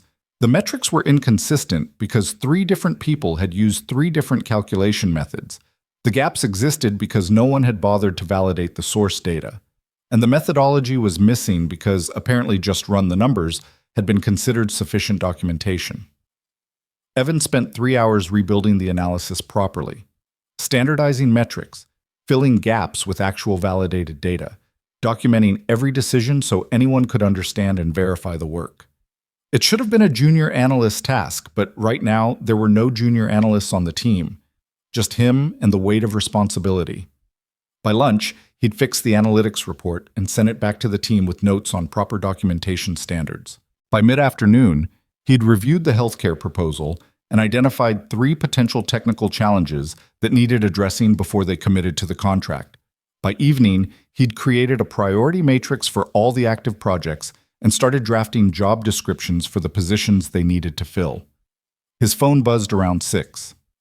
Kelly, Maya wants to know if you're coming home for dinner. Evan looked at his screen, at all the work still undone, at the mountain of responsibility that would still be there tomorrow. Then he looked at the picture on his desk. Maya at her 7th birthday party, chocolate cake smeared on her face, laughing. He texted back, "On my way, tell her I'll bring pizza." Because Damien had been right about one thing, people above you care about optics, But Evan was betting that delivering quality work while maintaining his humanity would prove more sustainable than Damien's burnout-fueled performance art. The drive home felt surreal again, but in a different way. He wasn't escaping disaster.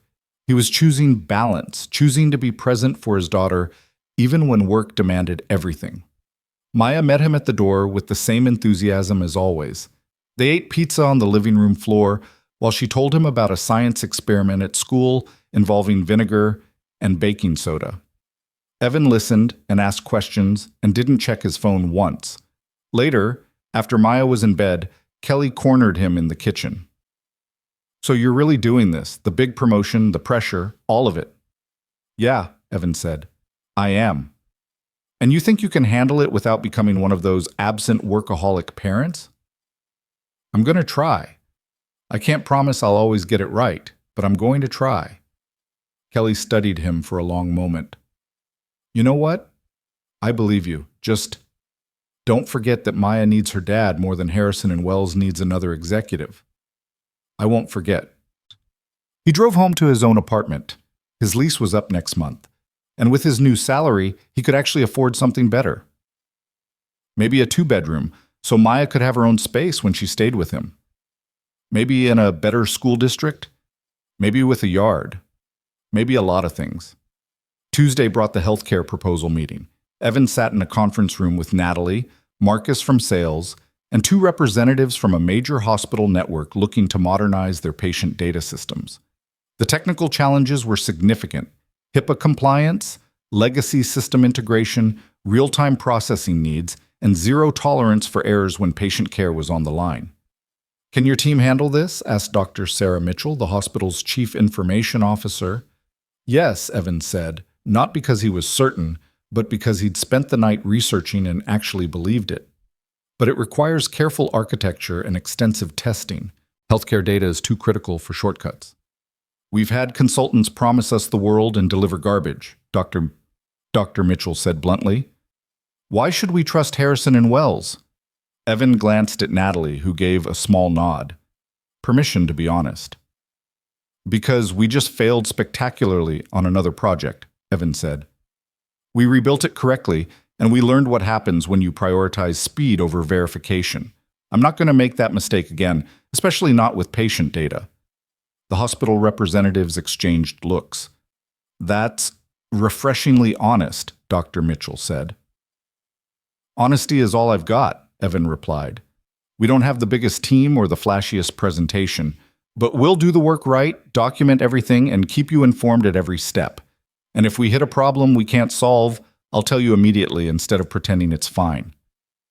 "That's what sank your last project? Someone pretending problems didn't exist?" "Exactly that." Dr. Mitchell leaned back. "I appreciate the transparency. Send us a detailed technical proposal.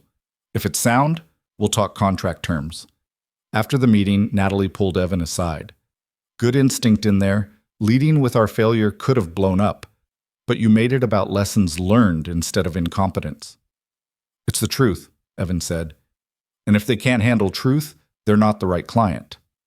Just remember, not every situation benefits from radical honesty. Sometimes diplomacy matters too." "I'll work on that." Thursday's HR meeting introduced him to the reality of hiring, reviewing resumes, conducting phone screens, trying to assess whether candidates could actually do the work or just interview well. The experience gap was stark. Evan had been on the desperate candidate side of this process 3 months ago. Now he was the person making decisions that would change someone else's life. "This one," he said, pointing to a resume. "Camila Rodriguez. No formal degree, but extensive self-taught background and practical project experience. Let's bring her in for an interview." The HR manager, Patricia, different Patricia from the client, frowned. "We typically prioritize candidates with formal education for analyst positions." "I didn't have formal education 3 months ago," Evan pointed out. "Worked out okay." "You're an exception." "Then maybe we need more exceptions. Bring her in. I want to see what she can do." Patricia made a note, her expression suggesting she thought this was a mistake, but wouldn't argue with the lead architect. By Friday, Evan had interviewed 4 candidates and made offers to 2. Camila Rodriguez, who reminded him of himself 6 months ago, and Michael Torres, a recent graduate with solid fundamentals and genuine enthusiasm. They'd start in 2 weeks, giving Evan time to prepare actual onboarding instead of the sink or swim approach he'd experienced. The client analytics team finished their report using Evan's methodology. The feedback from stakeholders was positive. Finally, consistent and understandable metrics. Small victory, but it felt significant. Aurora's implementation timeline was on track. Priya had built out the production architecture. Marcus had created comprehensive testing protocols. The system that had crashed in disaster 3 weeks ago was now running clean in staging environments, ready for gradual client rollout. Evan should have felt triumphant. Instead, he felt the pressure building, because success meant higher expectations, more projects, more responsibility, more chances to fail in increasingly spectacular ways. Friday evening, he picked up Maya and took her to the park. They sat on swings, kicking their feet in the air, and for a moment, everything felt simple again. "Daddy," Maya said, "are you happy now?" "What do you mean?" "You were sad before, when you couldn't find good work. Are you happy now that you found it?" Evan looked at his daughter, this small person who noticed everything, and asked questions that cut straight to truth. "I'm working on being happy. The job is good, but I miss you when I'm working too much." "I miss you too," Maya said. "But I'm proud of you, even when you're busy." "Yeah? Yeah. Aunt Kelly says you're doing important stuff. Helping people." "I'm trying to." They swung in silence for a while, the chains creaking rhythmically. Then Maya asked, "Daddy, can we get a dog?" The question was so unexpected that Evan actually laughed. "A dog?" "A small one. So it's not too hard to take care of, and it can sleep in my room when I stay with you." "We'll see," Evan said, the universal parent response meaning probably not, but I don't want to say no right now. "That means no," Maya said wisely. "That means maybe. Let me figure out the new apartment situation first, okay?" "Okay." She jumped off the swing mid-arc, landing with practiced ease. "Can we get ice cream?" "Always with the ice cream. It's the best food." They got ice cream. Evan's phone buzzed with work messages that he deliberately didn't check. Whatever was happening at Harrison and Wells could wait until Monday. Right now, chocolate chip ice cream and his daughter's running commentary about her friend Emma's birthday party were infinitely more important. But even as he tried to be present, part of his brain was already thinking about Monday, about the projects waiting, about the expectations building, about all the ways he could fail and all the people depending on him not to. Chen's warning echoed in his head. There are people who aren't happy about your promotion. He was about to find out exactly how unhappy they were. Monday morning arrived with an email that made Evan's stomach drop. Subject line: Concerns regarding recent personnel changes. Sender: Jonathan Hayes, Advanced Analytics. Evan opened it, already knowing it wouldn't be good. The email was professional poison. Hayes questioned the wisdom of promoting someone with limited formal qualifications to lead architect. He cited his own credentials: PhD from Stanford, 15 years experience, published research. He raised concerns about project quality, team morale, and the precedent being set. And he copied the entire analytics department, plus several executives. It was a challenge, public and calculated. Evan read it 3 times, feeling anger and anxiety war in his chest. Part of him wanted to fire back immediately, defend himself, prove his worth. But that would just escalate things, make it about ego instead of competence. He called Chen instead. "Saw the email," she said before he could speak. "Hayes is making his move." "What do I do?" "Don't engage directly, that's what he wants. A public fight he can frame as the credentialed expert versus the unqualified upstart. Instead, let your work speak for itself." "And if that's not enough?" "Then we escalate properly through Natalie. But give it time.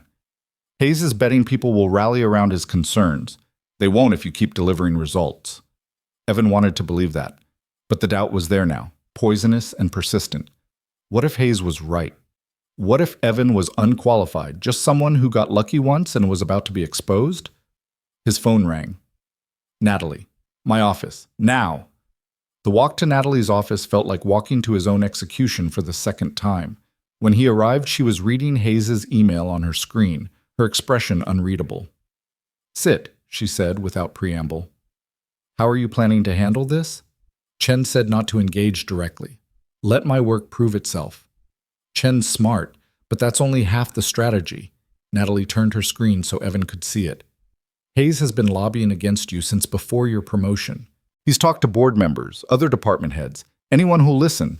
He's building a case that you're a diversity hire, an experiment, a risk to company credibility." "I'm not," Evan started, then stopped. "Am I? A risk to credibility? Do you think you are?" "I think I'm still learning. I think I'll make mistakes. But I also think I can do this job well." "Then prove it," Natalie said. "Hayes wants a fight about credentials. Don't give him one. Instead, deliver flawless work on Aurora, mentor your new team members, and make yourself indispensable. When people look at you and Hayes side by side, they should see results versus resentment. And if that doesn't work, then we have a different conversation. But Evan," Natalie's gaze was sharp, "don't let imposter syndrome paralyze you. You earned this position. Hayes is angry because he believes credentials matter more than competence. Prove him wrong." Evan left her office feeling steadier but not settled. The doubt was still there, whispering that maybe Hayes had a point. Maybe Evan was in over his head. Maybe this would all come crashing down. He went back to his office, closed the door, and did the only thing he knew how to do, the work. The work became Evan's shield and his weapon.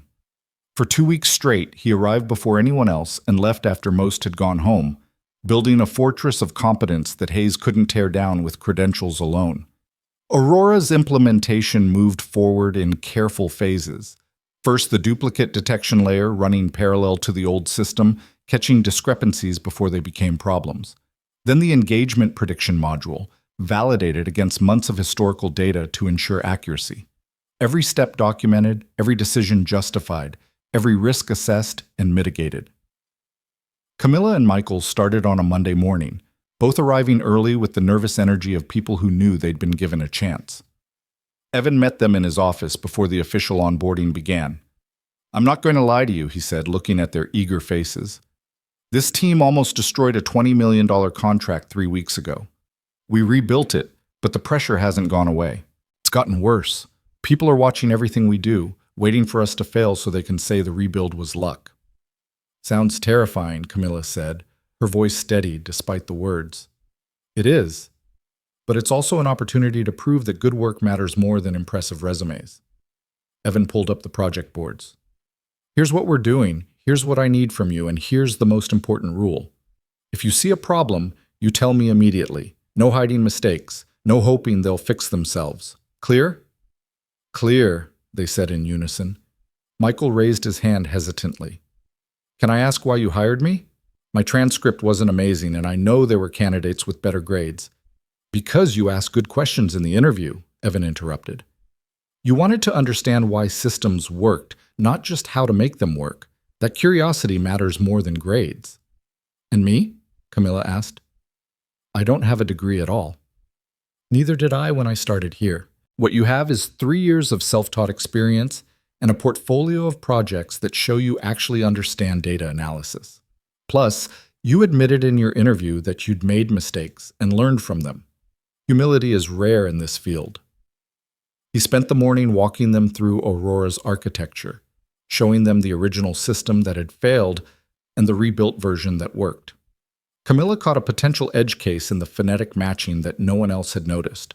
Michael asked why they'd chosen certain validation thresholds, and his questions revealed assumptions that needed better documentation.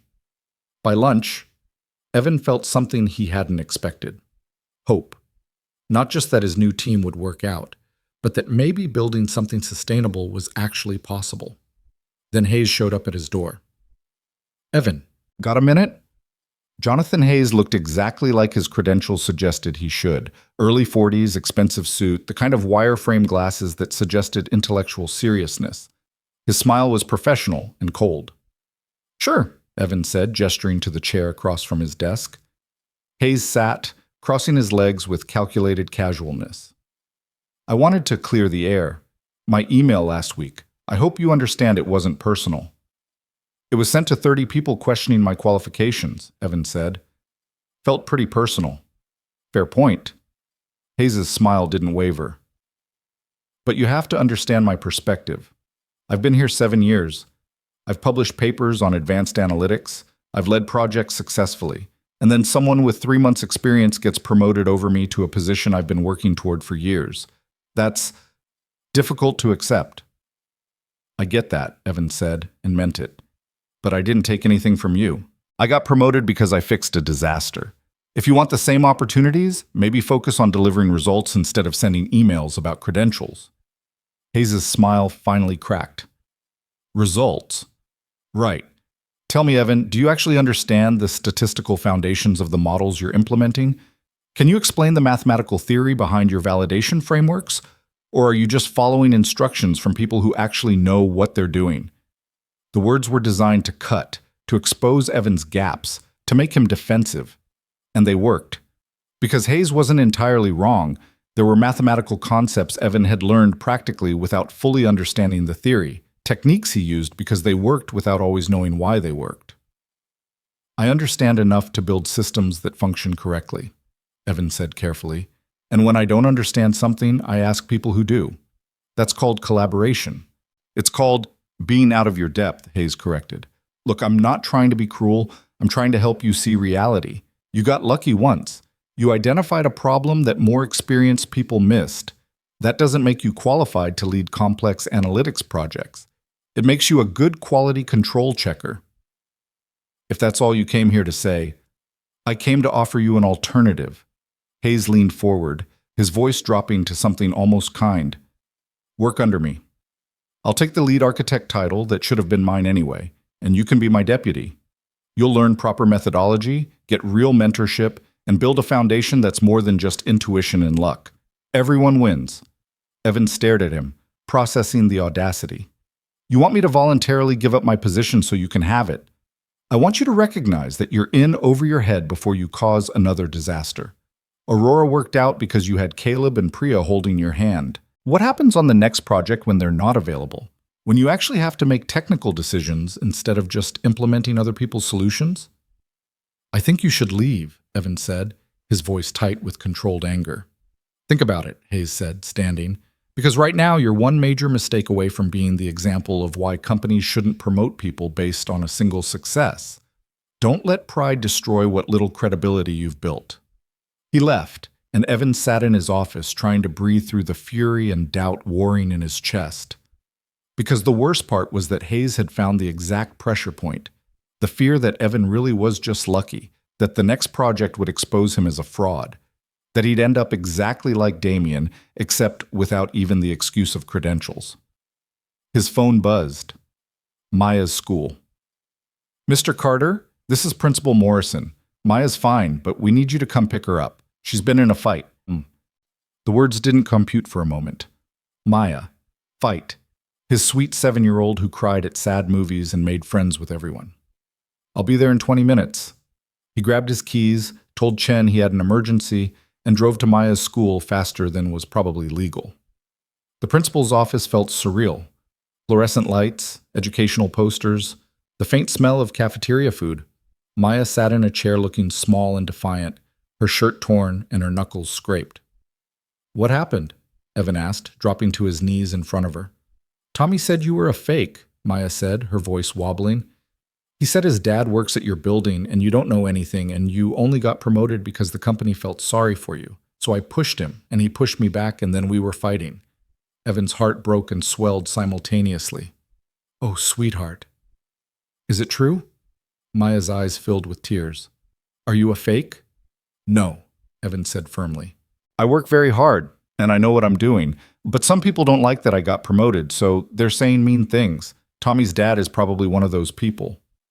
So I was right to push him? No, violence isn't the answer, but defending someone you love, that instinct is good. We just need better ways to do it. Principal Morrison cleared her throat. Maya will be suspended for 2 days per our zero-tolerance fighting policy. We've also contacted Tommy's parents. They're not pleased.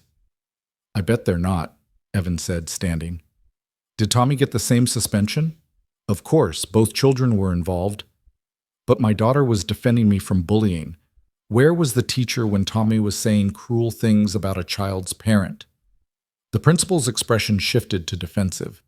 We can't monitor every conversation, but you can punish a kid for responding to targeted harassment? Evan felt his control slipping. My daughter shouldn't have pushed anyone. I get that. But maybe focus some energy on creating an environment where kids don't feel the need to defend their parents from other students' gossip. He took Maya's hand and walked out before he said something that would make things worse. In the car, Maya was quiet. Then, softly, "Am I in trouble?" "We're going to talk about better ways to handle situations," Evan said. "But no, you're not in trouble. You were trying to protect me, and I love you for that. Can we get ice cream?"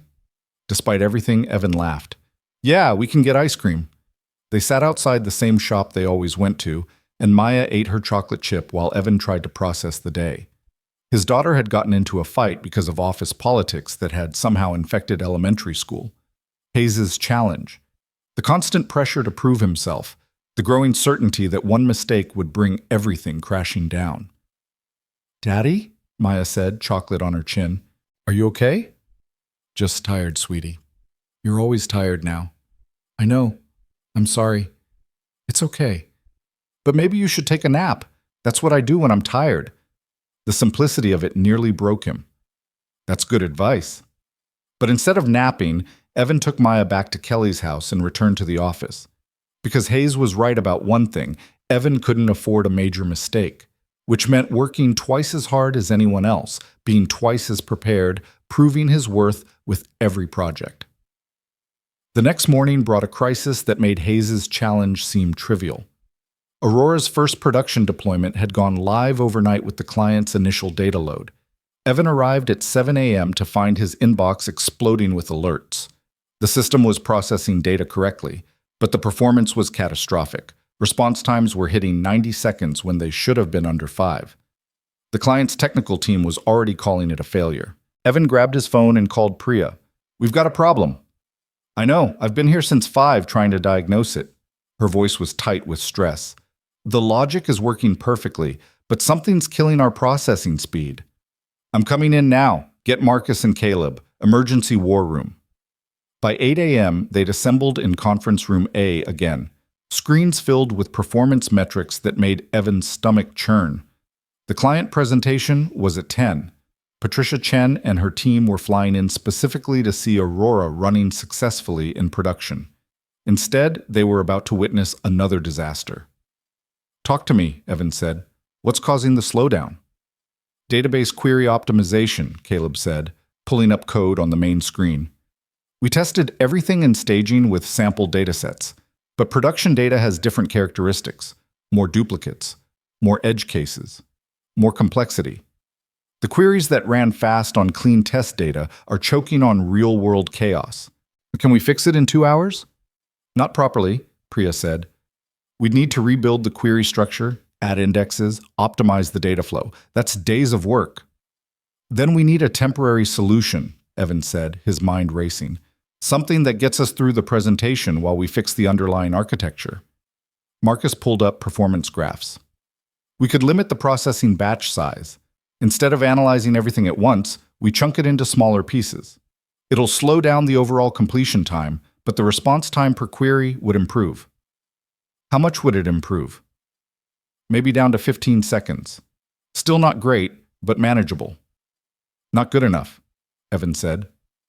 "Patricia's team will test it hard. If it's noticeably slow, they'll lose confidence again." "Then what do you suggest?" Caleb asked, and there was no challenge in his voice, just genuine curiosity about what Evan would do. Evan stared at the screens, at the metrics showing exactly where the bottlenecks were.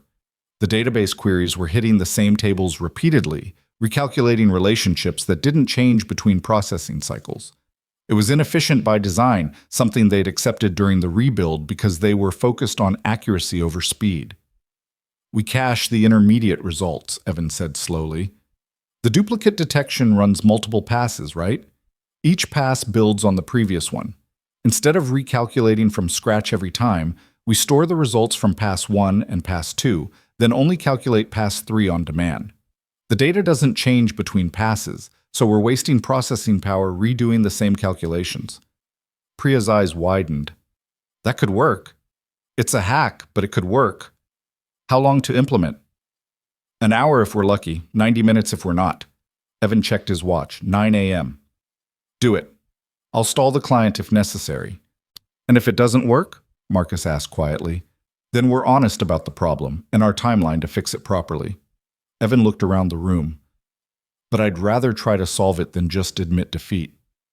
The next 90 minutes were pure tension. Priya and Marcus coded while Caleb tested, each finding issues that needed immediate fixes. Evan watched the clock, sent updates to Natalie, and tried not to think about what failure here would mean. Not just for the project, but for his credibility, his team, his future. At 9:45, Priya looked up from her laptop. Testing the cache implementation now, fingers crossed. The system processed a test query, 5 seconds, then another, 6 seconds, a third query, 4 seconds. It's working, Marcus said, his voice filled with relief. Response times are in acceptable range. Run a full validation, Evan ordered. Make sure we didn't break anything else. They did. The system processed correctly, caught duplicates accurately, and responded fast enough that users wouldn't lose patience. It wasn't perfect. The underlying architecture still needed proper optimization, but it would get them through the presentation. At 10:03, Patricia Chen walked into the conference room with her team. Evan stood to greet them, trying to look calm despite having spent the last 3 hours in crisis mode. Sorry we're late, Patricia said. Flight delay. Are you ready? Absolutely. Let me show you what we've built. He walked them through Aurora's production deployment, showing real data processing in real time. The system performed exactly as promised, catching duplicates, scoring confidence levels, flagging ambiguous cases for review. Response times hovered around 5 to 7 seconds, fast enough that Patricia's engineers nodded approvingly. Run this scenario, one engineer said, pulling up a complex test case designed to break fragile systems. Evan did. Aurora handled it cleanly. Another test, another success. For an hour, they threw challenges at the system, and Aurora met everyone. Finally, Patricia sat back and looked at Evan directly. This is good work, really good work. I'm impressed with the turnaround. Thank you. We learned from our mistakes. I can see that. Patricia glanced at her team, and some silent communication passed between them. We'd like to expand the contract, add the fraud detection component you mentioned in the initial presentation. It's not urgent, but we want to get ahead of it.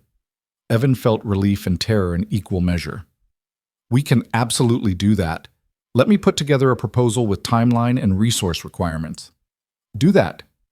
And Evan? Patricia stood, extending her hand. Keep doing whatever you're doing, because this is what we expected the first time, and you've delivered it now. That matters. After the client left, the team collapsed into chairs with the exhausted relief of people who'd just survived something terrible. That was way too close, Marcus said. But we made it, Priya added, because Evan's caching idea bought us enough time. We still need to fix the underlying architecture properly, Evan reminded them. This was a band-aid, not a solution.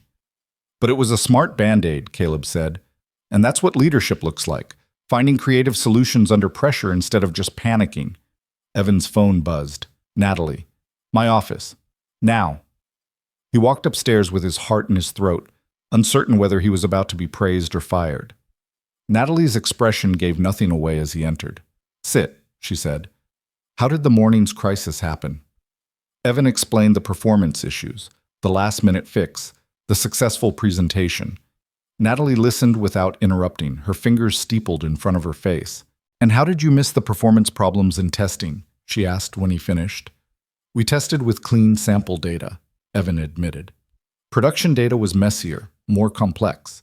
We should have tested with realistic chaos, not sanitized examples. Yes, you should have. Natalie's voice was sharp. That's exactly the kind of oversight that caused the original Aurora failure. So tell me why I shouldn't be worried that you're repeating Damien's mistakes. The accusation hit like a punch. Because I'm not hiding the problem. I'm telling you exactly what went wrong, why it went wrong, and what we need to do to fix it properly. Damien would have blamed someone else or pretended it was intentional. I'm admitting we screwed up in taking responsibility. Good answer. Natalie's expression softened slightly. The client loved the presentation. They're expanding the contract, which means more revenue and more confidence in our capabilities. But they also need this to be sustainable, not held together with clever hacks. We'll rebuild the query architecture properly. 2 weeks? With proper performance testing using realistic data. Make it 10 days. We've got other projects that need attention too. Natalie pulled up something on her computer. Speaking of which, Hayes filed a formal complaint with HR. He's alleging that your promotion violates company standards for technical leadership positions and requesting a review of your qualifications. Evan felt the floor drop out. He's trying to get me demoted. He's trying to get himself promoted by discrediting you. It won't work. I approved your promotion personally, and HR doesn't override executive decisions without cause. But it means you're under official scrutiny. Every project will be examined. Every decision will be questioned. And if you fail visibly, Hayes will use it as evidence that credentials matter more than results. So I can't afford any mistakes. Nobody can afford mistakes at your level, Natalie corrected, but you especially can't, because you're right. Hayes is building a case. The only way to defeat it is by being so undeniably competent that questioning your qualifications looks petty instead of principled. That's not fair. No, it's not. But it's reality.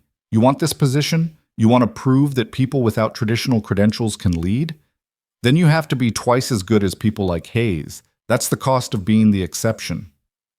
Evan thought about Maya, about the fight she'd gotten into defending him, about a 7-year-old understanding what he was only beginning to grasp, that being different meant constantly proving you deserved to exist in spaces that weren't designed for you. I can do that, Evan said. I will do that. Good. Now get out of my office and fix the Aurora architecture properly. And Evan, don't let Hayes get in your head. He's betting you'll crumble under pressure. Prove him wrong. The next 10 days were brutal. Evan and his team rebuilt Aurora's query optimization from the ground up, testing against production-scale data with all its chaotic reality. They found 3 more potential bottlenecks and fixed them before they became problems. They documented every decision, every trade-off, every technical choice so thoroughly that no one could question the methodology. Camilla proved invaluable. Her fresh perspective caught assumptions that the team had stopped questioning. Michael's systematic testing found edge cases that would have caused issues months down the line. Together, they built something that wasn't just functional, but genuinely robust. Meanwhile, Hayes' campaign continued.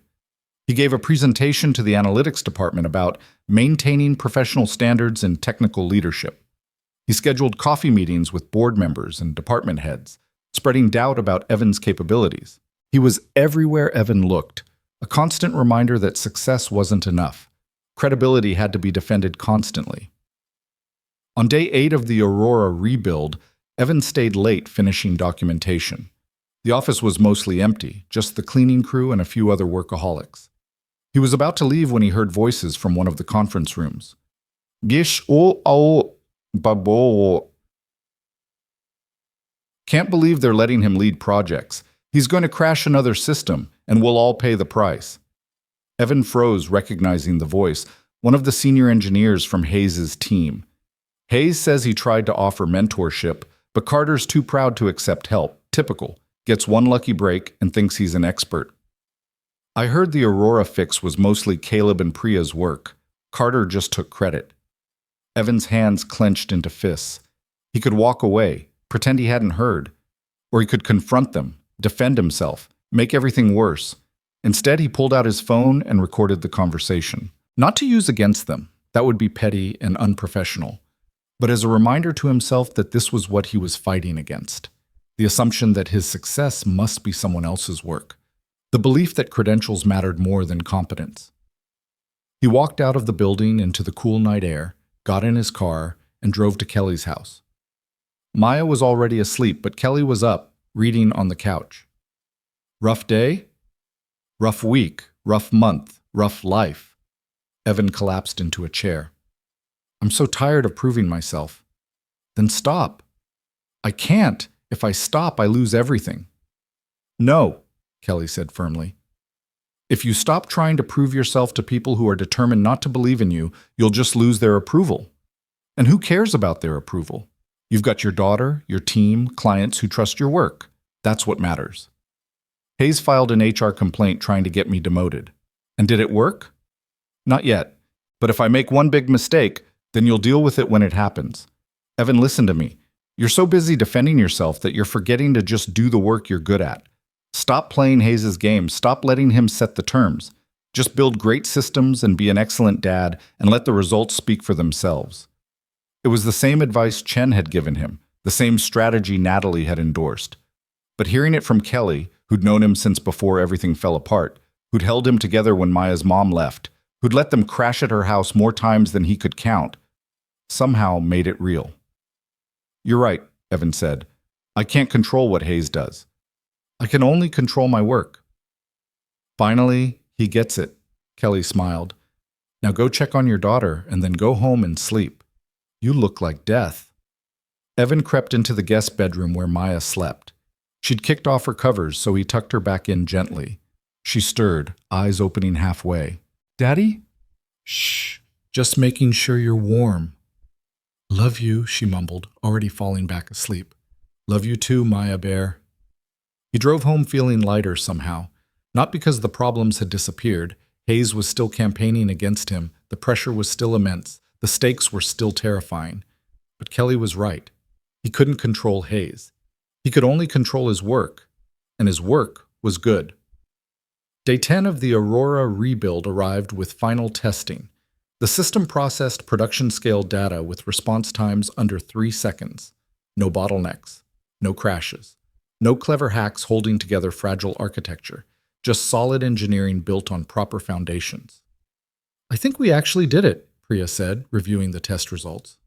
Don't jinx it, Marcus warned, but he was smiling.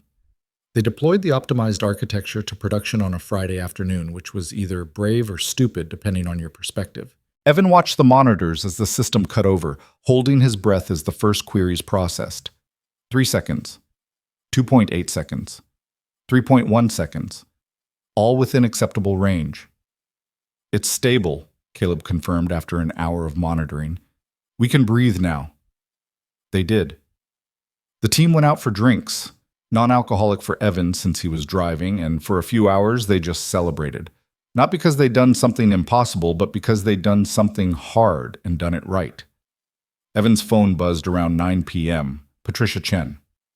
Evan, quick question. We've been monitoring Aurora's performance today. Everything running smooth? His stomach dropped. Yes. Why? Are you seeing issues? No issues at all. In fact, I'm seeing response times that are better than your original specifications. What changed? We optimized the database architecture, rebuilt the query structure properly instead of relying on temporary fixes. Should give you better performance and more reliability. Well, it's working beautifully. My team is impressed. I'm impressed. Keep it up. The call ended.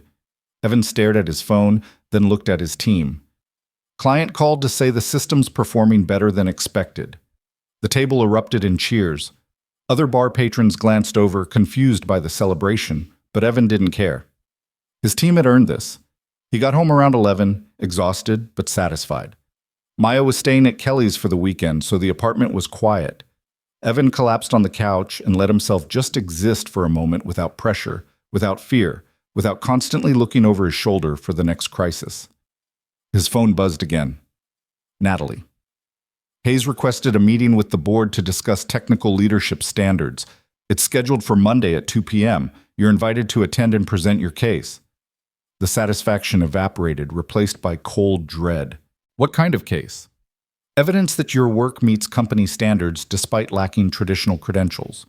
Basically, you get to defend your right to keep your job in front of the people who can actually fire you. Have a good weekend, Evan. She hung up. Evan sat in his dark apartment, staring at nothing, and felt the weight settle back on his shoulders. Hayes wasn't giving up. He was escalating to the only battlefield that mattered, the board of directors. And on Monday, Evan would have to prove once and for all that he deserved to be here. The weekend passed in a fog of preparation. Evan sat at his kitchen table, surrounded by printouts and laptop screens, building his defense like a lawyer preparing for trial. Every project he'd led, every problem he'd solved, every metric showing Aurora's success, every piece of documentation proving his decisions were sound. He worked until his eyes burned and his coffee went cold, then worked some more. On Sunday afternoon, Kelly showed up at his door with Maya and groceries. "You look terrible." "Thanks for the honesty." "I brought food." "When's the last time you ate something that wasn't delivered?" Evan couldn't remember. Kelly pushed past him into the kitchen and started cooking while Maya climbed into his lap, wrapping small arms around his neck. "Aunt Kelly says you have a big meeting tomorrow," Maya said. "I do, very big." "Are you scared?" Evan thought about lying, about being the strong dad who had everything under control. But Maya deserved better than that. "Yeah, sweetheart, I'm pretty scared." "What if you lose?" "Then we figure out what comes next, together." Maya pulled back to look at him seriously. "But you won't give up, right? Like you tell me not to give up when things are hard?" The words hit him square in the chest. How many times had he told her to keep trying, to believe in herself, to not let fear win? And now here he was, spending the weekend terrified that people with PhDs would decide his work wasn't good enough because he'd learned from YouTube videos in desperation. "No," Evan said firmly, "I won't give up." "Good." Maya hugged him again. "Because you're the smartest daddy ever." Over dinner, actual home-cooked food that tasted like comfort, Kelly watched him push pasta around his plate. "You're gonna do fine tomorrow." "You don't know that." "I know you. You're the guy who taught himself data science while working night shifts and raising a kid alone. You rebuilt a broken system in 8 days and saved a $20 million contract. You hired people who reminded you of yourself instead of people with impressive resumes. That's leadership, Ev. That's what actually matters. Hayes would say that's all anecdotal, that without formal training, I'm just improvising and getting lucky. Then Hayes is an idiot. Kelly's voice was fierce. And if the board believes him, they're idiots too.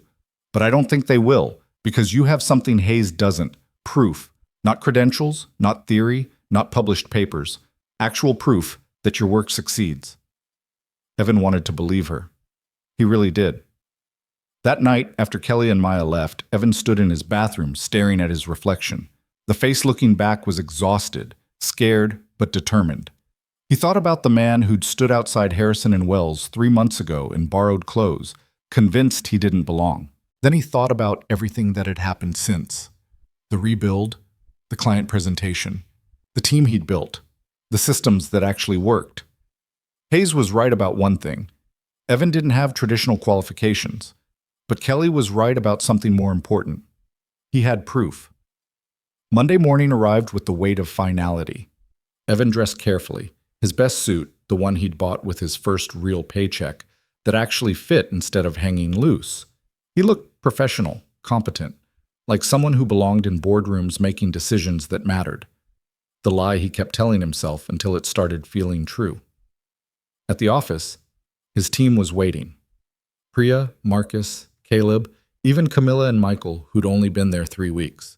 They'd heard about the board meeting somehow. Office gossip traveled faster than email. "We made you something," Camilla said, pulling up a document on the main screen. It was a presentation. Not Evan's carefully prepared defense, but something else entirely. A timeline of every project the team had completed since the Aurora rebuild. Client testimonials. Performance metrics. Before and after comparisons showing measurable improvements in system reliability, processing speed, and data accuracy. And at the bottom of every slide, in small text, led by Evan Carter and team. "You didn't have to do this," Evan said, his throat tight. "Yes, we did," Marcus said, "because Hayes is trying to erase your leadership by claiming everyone else did the work. This proves otherwise." "We've all got your back," Priya added. "Whatever happens in there, you're not alone." Evan looked at these people, his team, his colleagues, his friends, and felt something shift. He'd been so focused on proving himself to Hayes and the board that he'd forgotten he'd already proven himself to the people who actually worked with him every day. "Thank you," he said simply, because anything else would have broken him. At 1:45 p.m., Evan walked into the executive conference room. The board of directors sat along one side of the table, 5 people who controlled Harrison and Wells' future. Natalie sat at the head, her expression carefully neutral. Hayes was already there, his presentation materials spread out, looking confident in a way that made Evan's stomach churn. Mr. Carter, said Richard Sterling, the board chairman, please sit. We appreciate you making time for this meeting. As if he'd had a choice. Dr. Hayes has raised concerns about our technical leadership hiring practices, Sterling continued. Specifically, whether promoting individuals without formal credentials sets a dangerous precedent. We'd like to hear both perspectives before making any decisions. Dr. Hayes, you have the floor. Hayes stood, connecting his laptop to the display with practiced ease. His presentation was slick, professional, devastating. Statistics showing that companies with credentialed technical leaders had lower project failure rates. Case studies of disasters caused by underqualified personnel, industry standards for technical positions, and then, carefully framed to seem objective rather than personal, a comparison of Hayes's credentials versus Evans. PhD from Stanford versus self-taught online courses. 15 years experience versus 3 months at the company. Published research versus freelance projects. It looked damning on screen, a visual argument that Evan was fundamentally unqualified. I want to be clear, Hayes said, his voice measured and reasonable. This isn't about Mr. Carter personally. I'm sure he's a smart, hardworking individual. But smart and hardworking isn't sufficient for leading complex technical projects worth millions of dollars. We have standards for these positions because the stakes are too high for on-the-job learning. Mr. Carter's promotion, while perhaps well-intentioned, sets a precedent that credentials and formal training don't matter. That's dangerous for the company and unfair to those of us who invested years in proper education. He clicked to his final slide. I'm not asking the board to terminate Mr. Carter. I'm asking for a return to standard hiring practices.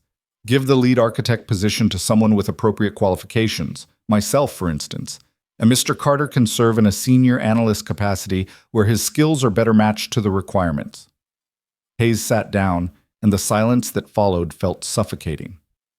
Sterling turned to Evan. Mr. Carter, would you like to respond? Evan stood on legs that felt unsteady. He'd prepared a whole presentation, a careful defense built on metrics and documentation. But looking at Hayes's slides, at the board's skeptical faces, he realized that fighting credentials with proof of work would just reinforce the frame, that this was about qualifications rather than results. He needed to change the conversation entirely. Dr. Hayes is right, Evan said, and watched surprise flicker across Hayes's face. I don't have formal credentials. I don't have a PhD or 15 years of corporate experience or published research. What I have is 3 months at this company and one spectacular disaster that I helped clean up.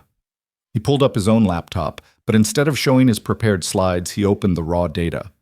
Aurora's crash logs. The original system architecture. The memos he'd sent warning about problems.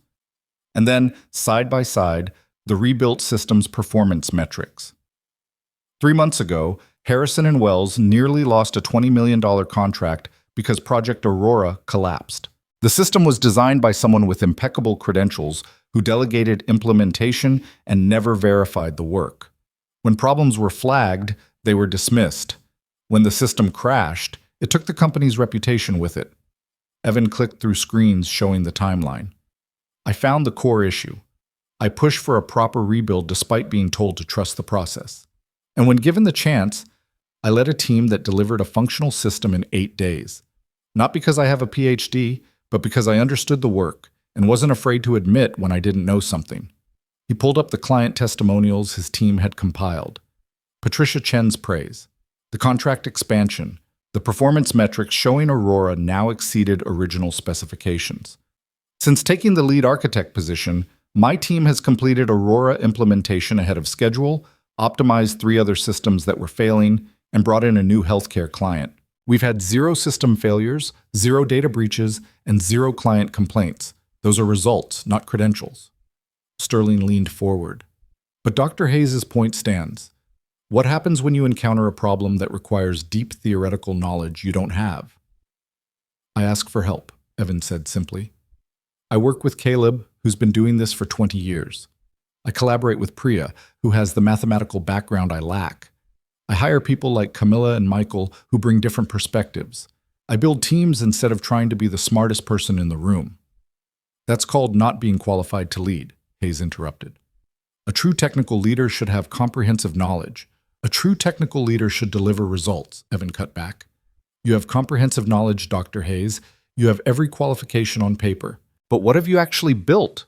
What systems have you successfully delivered?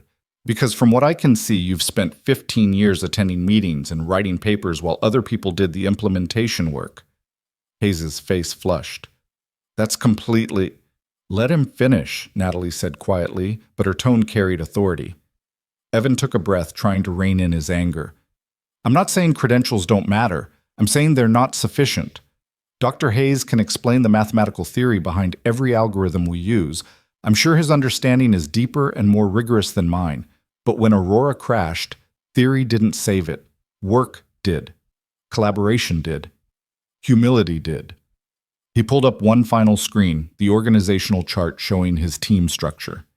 If you promote Dr. Hayes over me, you're telling everyone at this company that credentials matter more than results. That years in school count more than years solving actual problems.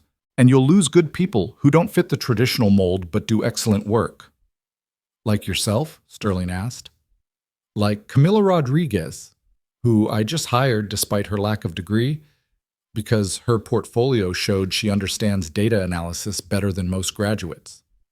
Like Michael Torres, who asked better questions in his interview than candidates with perfect transcripts. Like me, yes. But more importantly, like dozens of talented people who will look at this decision and decide Harrison & Wells isn't a place where their work matters. Evan closed his laptop. I understand if you decide my lack of credentials is too much of a risk. I'll accept that decision and move on. But I won't pretend that Dr. Hayes is more qualified to lead simply because his education is more impressive. Qualifications get you in the door. Results keep you there. I've delivered results. The question is whether that counts for anything. He sat down, his heart hammering, wondering if he'd just defended himself eloquently or committed professional suicide. The board members exchanged glances. Sterling made notes. Hayes looked like he wanted to respond but wasn't being given the opportunity.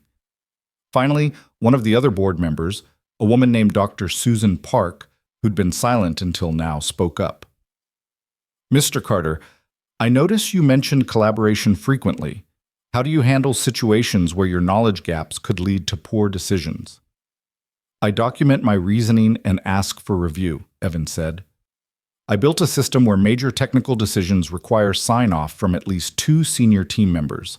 I create transparency so if I'm wrong, someone can catch it before it becomes a disaster. And I hire people smarter than me in areas where I'm weak. That's admitting incompetence, Hayes said. No, Dr. Park corrected. That's admitting the limits of individual expertise. No one person can know everything, regardless of credentials. The question is whether you're wise enough to recognize your gaps and build around them. She looked at Sterling. I've seen the Aurora metrics. I've read the client feedback. The results speak clearly. Sterling nodded slowly. Dr. Hayes, you've raised valid concerns about maintaining professional standards, but I'm troubled by the framing. This isn't about standards. It's about whether we value credentials or outcomes. And Harrison & Wells is a consulting firm. Our reputation is built on delivering results to clients, not on the impressive resumes of our staff. But without standards, Hayes started. We have standards, Natalie interrupted. They're called performance metrics, client satisfaction, system reliability, revenue growth. On every measure that actually matters to this business, Mr. Carter's leadership has exceeded expectations. In 3 months, Hayes protested, that's not enough time to judge long-term capability. It's enough time to see trajectory, Sterling said, and the trajectory is positive. He looked at Evan. Mr. Carter, you're right that credentials get you in the door. You came in through an unconventional entrance, but you're here now. The board's responsibility is ensuring you stay here for the right reasons. Evan held his breath. Therefore, Sterling continued, we're declining Dr. Hayes' request for a leadership restructure. Mr. Carter will remain lead data architect, with the understanding that continued employment depends on continued results. We'll review your performance quarterly rather than annually for the first year. Fair? Fair, Evan said, trying to keep his voice steady. Hayes stood abruptly. This is a mistake. When Carter's luck runs out and another system fails, the board will regret prioritizing optics over competence. Dr. Hayes, Sterling's voice went cold. This meeting was called to discuss professional standards. Your comments right now are unprofessional. If you have concerns about company decisions, there are appropriate channels. Publicly predicting a colleague's failure isn't one of them. Hayes's jaw tightened. For a moment, Evan thought he might say something else, something that would burn whatever bridges remained. But he just gathered his materials and walked out, the door closing with controlled force behind him. The tension in the room eased slightly. Sterling looked at Evan with something that might have been sympathy. "You've made an enemy there." "I didn't mean to." "Yes, you did," Sterling said, not unkindly. "You meant to prove him wrong, which is the same thing, but you succeeded, so I'd say it was worth it. Don't make us regret this decision, Mr. Carter." "I won't, sir." The board filed out, leaving Evan alone with Natalie. She waited until the door closed before speaking. That was either very brave or very stupid. Probably both.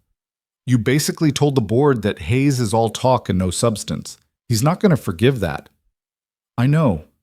Evan rubbed his face, exhaustion crashing over him now that the adrenaline was fading. "But I was tired of defending my right to exist here. Tired of proving I deserve opportunities that people with degrees get automatically, so I just told the truth." The truth is a dangerous weapon. Natalie's expression was unreadable. But in this case, it worked. Congratulations. You get to keep your job and your team. Now prove you can sustain it. She left, and Evan sat alone in the conference room, trying to process what had just happened. He'd won. Actually won. The board had chosen results over credentials, had validated that his work mattered more than his lack of traditional qualifications. But Sterling's words echoed in his head. "Don't make us regret this decision." The pressure hadn't disappeared. It had just shifted form. Now, instead of fighting to prove he deserved the position, he had to prove he could maintain it. Quarterly reviews instead of annual ones. Constant scrutiny. Zero room for major mistakes. His phone buzzed. His team waiting for news. Evan walked back to his office to find them gathered in the hallway, their faces anxious. When they saw his expression, uncertainty rippled through the group. "So?" Priya asked. "I keep my job," Evan said. "We all keep our jobs. The board declined Hayes' request." The relief was palpable. Camilla actually sagged against the wall. Marcus let out a breath he'd been holding. Michael grinned. "What about Hayes?" Caleb asked. "He walked out angry." "I don't think this is over." "Let him be angry," Priya said firmly. "We've got work to do, and he can either join the team or stay bitter. His choice." They returned to their desks, to the projects waiting, to the normal rhythm of work that Evan had been terrified he'd lose. And as he sat down at his computer, looking at his task list full of technical challenges and client demands, Evan felt something he hadn't felt in weeks. Peace. Not because the pressure was gone, but because he'd stopped running from it. The rest of Monday passed in a blur of normal work tasks that felt like vacation after the morning's intensity. Evan reviewed code, answered emails, helped Camilla debug a tricky algorithm. Regular work, good work, the kind that didn't involve defending his existence. At 5 p.m., he did something revolutionary. He left on time. The drive to Kelly's house felt different, lighter, like he was driving towards something instead of running from something. Maya met him at the door with her usual enthusiasm, and Kelly raised an eyebrow in question. "I kept my job," Evan said. "Of course you did." Kelly smiled. "Told you." That night, Evan took Maya out for dinner. Not fast food, not pizza, but a real restaurant with tablecloths and a menu that didn't have pictures. Maya ordered pasta and asked for extra garlic bread, and told him about a book she was reading that had talking animals. "Daddy, you seem happy," she said between bites. "I am happy." "Because you're not in trouble at work anymore?" "Because I'm here with you," Evan said. "Work will always be complicated, but this, dinner with you, hearing about your day, watching you grow up, this is what matters." Maya considered this seriously. "But you still have to work, right? Because we need money?" "Yes, but I'm going to do better at balancing. More dinners like this. More time where I'm actually present instead of stressed about work." "Good. Maya stabbed a piece of pasta. Because I like having you around. I like being around. Later, after he dropped Maya back at Kelly's, the new apartment wouldn't be ready for 2 more weeks. Evan drove home through city streets lit by streetlights and storefront signs. His phone buzzed with a text from Natalie. Client meeting Thursday 9 a.m., healthcare proposal. Be ready.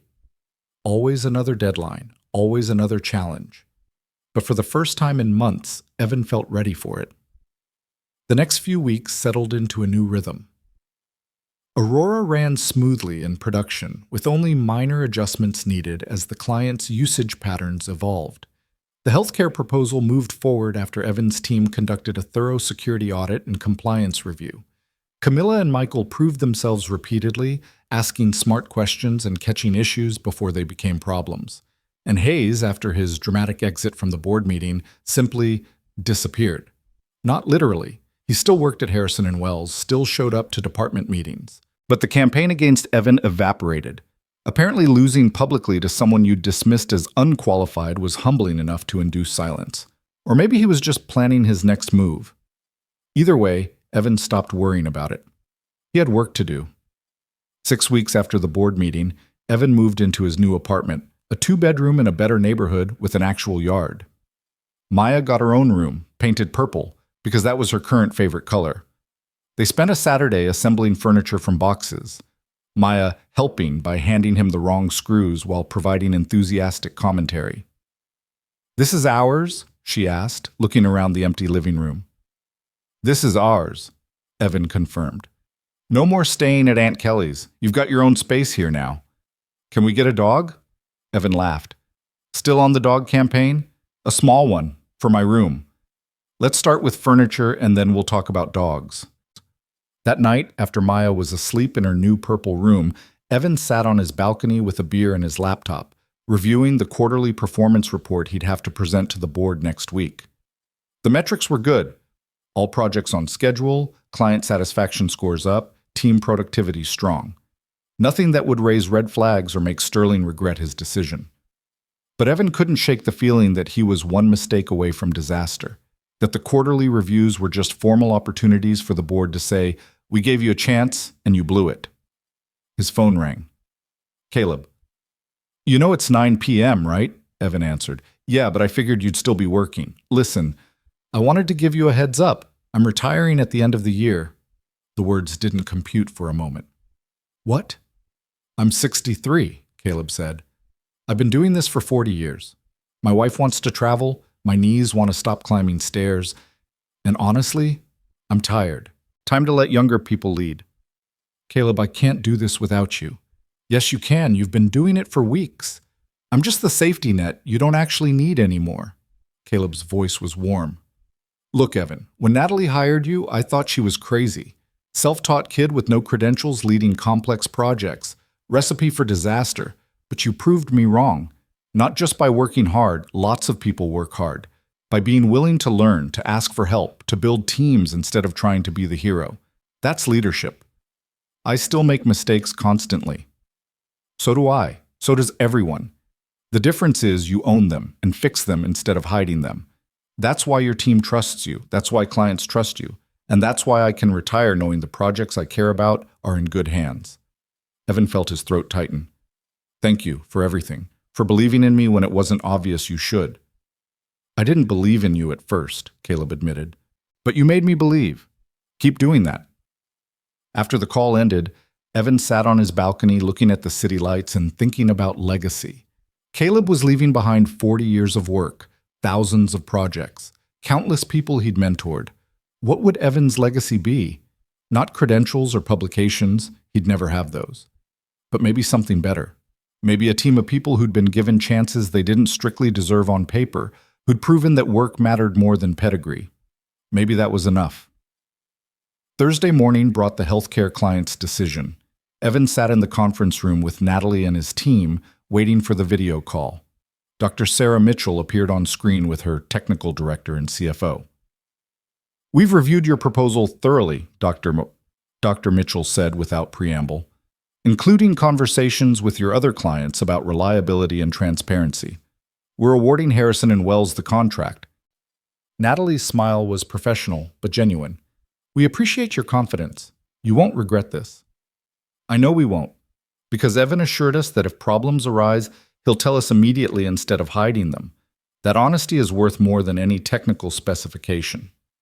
Dr. Mitchell looked directly at Evan. My one requirement, you personally oversee the technical implementation. Not delegate it, oversee it. We're trusting you specifically. Understood, Evan said. You'll have full visibility throughout the process. After the call, Natalie turned to the team. That's a $12 million contract, plus the Aurora expansion, plus 3 other active projects. This team is now responsible for over $30 million in annual client revenue. The number was staggering. 6 months ago, Evan had been borrowing money to look presentable for a job interview. Now he was overseeing projects worth more money than he could conceptualize. Don't let it go to your head, Natalie added. Success creates expectations. Meet them. Yes, ma'am, Evan said, and his team echoed the sentiment. The quarterly board review came and went. Evan presented his metrics, answered questions about sustainability and risk management, and walked out with the board's continued confidence. No drama, no challenges, just professional acknowledgement that he was doing his job well. Almost anticlimactic after the showdown with Hayes. That evening, Evan kept his promise to Maya. They went to the animal shelter, just to look, which both of them knew was a lie. Maya fell in love with a small terrier mix named Scout, who'd been surrendered by an elderly owner who'd moved to assisted living. Can we, Daddy, please? Evan looked at the dog, who looked back with soulful eyes that suggested he understood his fate hung in the balance. You'll help take care of him? Walking, feeding, cleaning up? Every day. I promise. Okay, let's take Scout home. Maya's squeal of joy was worth every future morning of walking a dog before dawn. They filled out paperwork, got supplies, and drove home with Scout sitting in Maya's lap looking bewildered but hopeful. That night, after Maya and Scout were both asleep, Scout in a dog bed next to Maya's human bed, Evan sat in his living room and took stock. Good job, good apartment, good team, his daughter happy and secure. A dog, somehow. 6 months ago, none of this had existed. He'd been one rejection away from complete collapse, one bad month from eviction, one disaster from losing everything. And now he was here. His phone buzzed, an email from Hayes sent to the entire analytics department. Subject, Lessons in Professional Growth. Evan opened it warily, expecting more poison. Instead, he found something unexpected. The email was an announcement that Hayes would be taking a sabbatical to pursue research opportunities. He thanked the team for their collaboration, acknowledged recent organizational changes, and included a single line that made Evan read it 3 times. I've learned that theoretical expertise without practical humility is insufficient for leadership. My time away will focus on developing both. It wasn't an apology, but it was something. An acknowledgement that maybe, possibly, Hayes had learned something from getting beaten by someone he'd dismissed as unqualified. Evan closed the email without responding. Some conversations didn't need replies. 3 months later, on a cold Tuesday in December, Evan sat in the conference room with Patricia Chen and her technical team for the final Aurora review. The system had been running in full production for 4 months now, processing millions of user records daily without a single major failure. I'll be honest, Patricia said, looking at the performance reports. After the initial crash, I didn't think we'd be here. I thought we'd cut our losses and move on. But you rebuilt our trust the hard way, with consistent results and honest communication. That matters. Thank you, Evan said. We learned from our mistakes. Clearly, Patricia stood, extending her hand. Harrison & Wells is our primary analytics partner going forward. And Evan, when we expand to international markets next year, we want your team leading the technical implementation. Interested? Absolutely. After they left, Natalie pulled Evan aside. International expansion, that's a major vote of confidence. And a major responsibility. You'll handle it. You've proven that much. Natalie studied him. You know, when I hired you, I was taking a gamble, not on your skills, those were obvious, but on whether you could handle the pressure of leadership without traditional credentials protecting you. Turns out you could. I had help. Everyone does. The question is whether you're smart enough to ask for it. She headed toward the door, then paused. Oh, and Evan? The board voted to make your quarterly reviews annual starting next year. Standard procedure. You're not a provisional hire anymore. You're just hired. She left, and Evan sat alone in the conference room, letting the words sink in. Not a provisional hire, just hired. Like everyone else. No asterisks, no exceptions, no constant proving he deserved to be there. He pulled out his phone and texted Maya. Pizza tonight? I have good news. Her response came back immediately. Is Scout invited? Yes, Scout is invited. Best daddy ever. That evening, Evan sat on his living room floor with Maya and Scout, eating pizza and listening to his daughter explain her latest school drama with the intensity usually reserved for international politics. Scout begged for crusts. The apartment was warm. Work emails could wait until tomorrow. This was the success that mattered, not the job title or the salary or even the board's approval. This, stability, peace, his daughter happy and his dog fed, and nothing on fire either literally or metaphorically. 6 months ago, he'd walked into Harrison and Wells convinced he didn't belong, carrying borrowed confidence and scuffed shoes. He'd been right to feel like an outsider. He was one. No degree, no pedigree, no safety net except his own desperation and determination. But he'd learned something that Hayes and all his credentials couldn't teach. Belonging wasn't given, it was built. One project at a time, one honest conversation at a time, one decision to do the work right, instead of just looking like you were doing it right.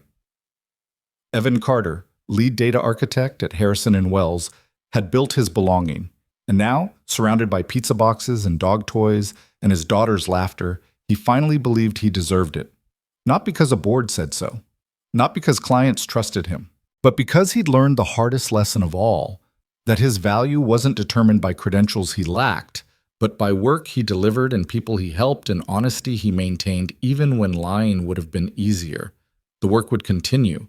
New projects, new challenges, new opportunities to fail or succeed. But Evan had stopped being afraid of it, because he'd already survived the worst that could happen. He'd been dismissed, challenged, doubted, and tested, and he'd proven, to himself more than anyone, that he belonged exactly where he was. Daddy, Maya said, pulling him from his thoughts. You're smiling. Am I? Yeah. You look happy. Evan pulled her close, Scout wedging himself between them because he refused to be left out. I am happy, Maya Bear. Really, truly happy. Good, she said, like it was the most natural thing in the world. You should be. You're doing great. And for the first time in longer than he could remember, Evan believed her.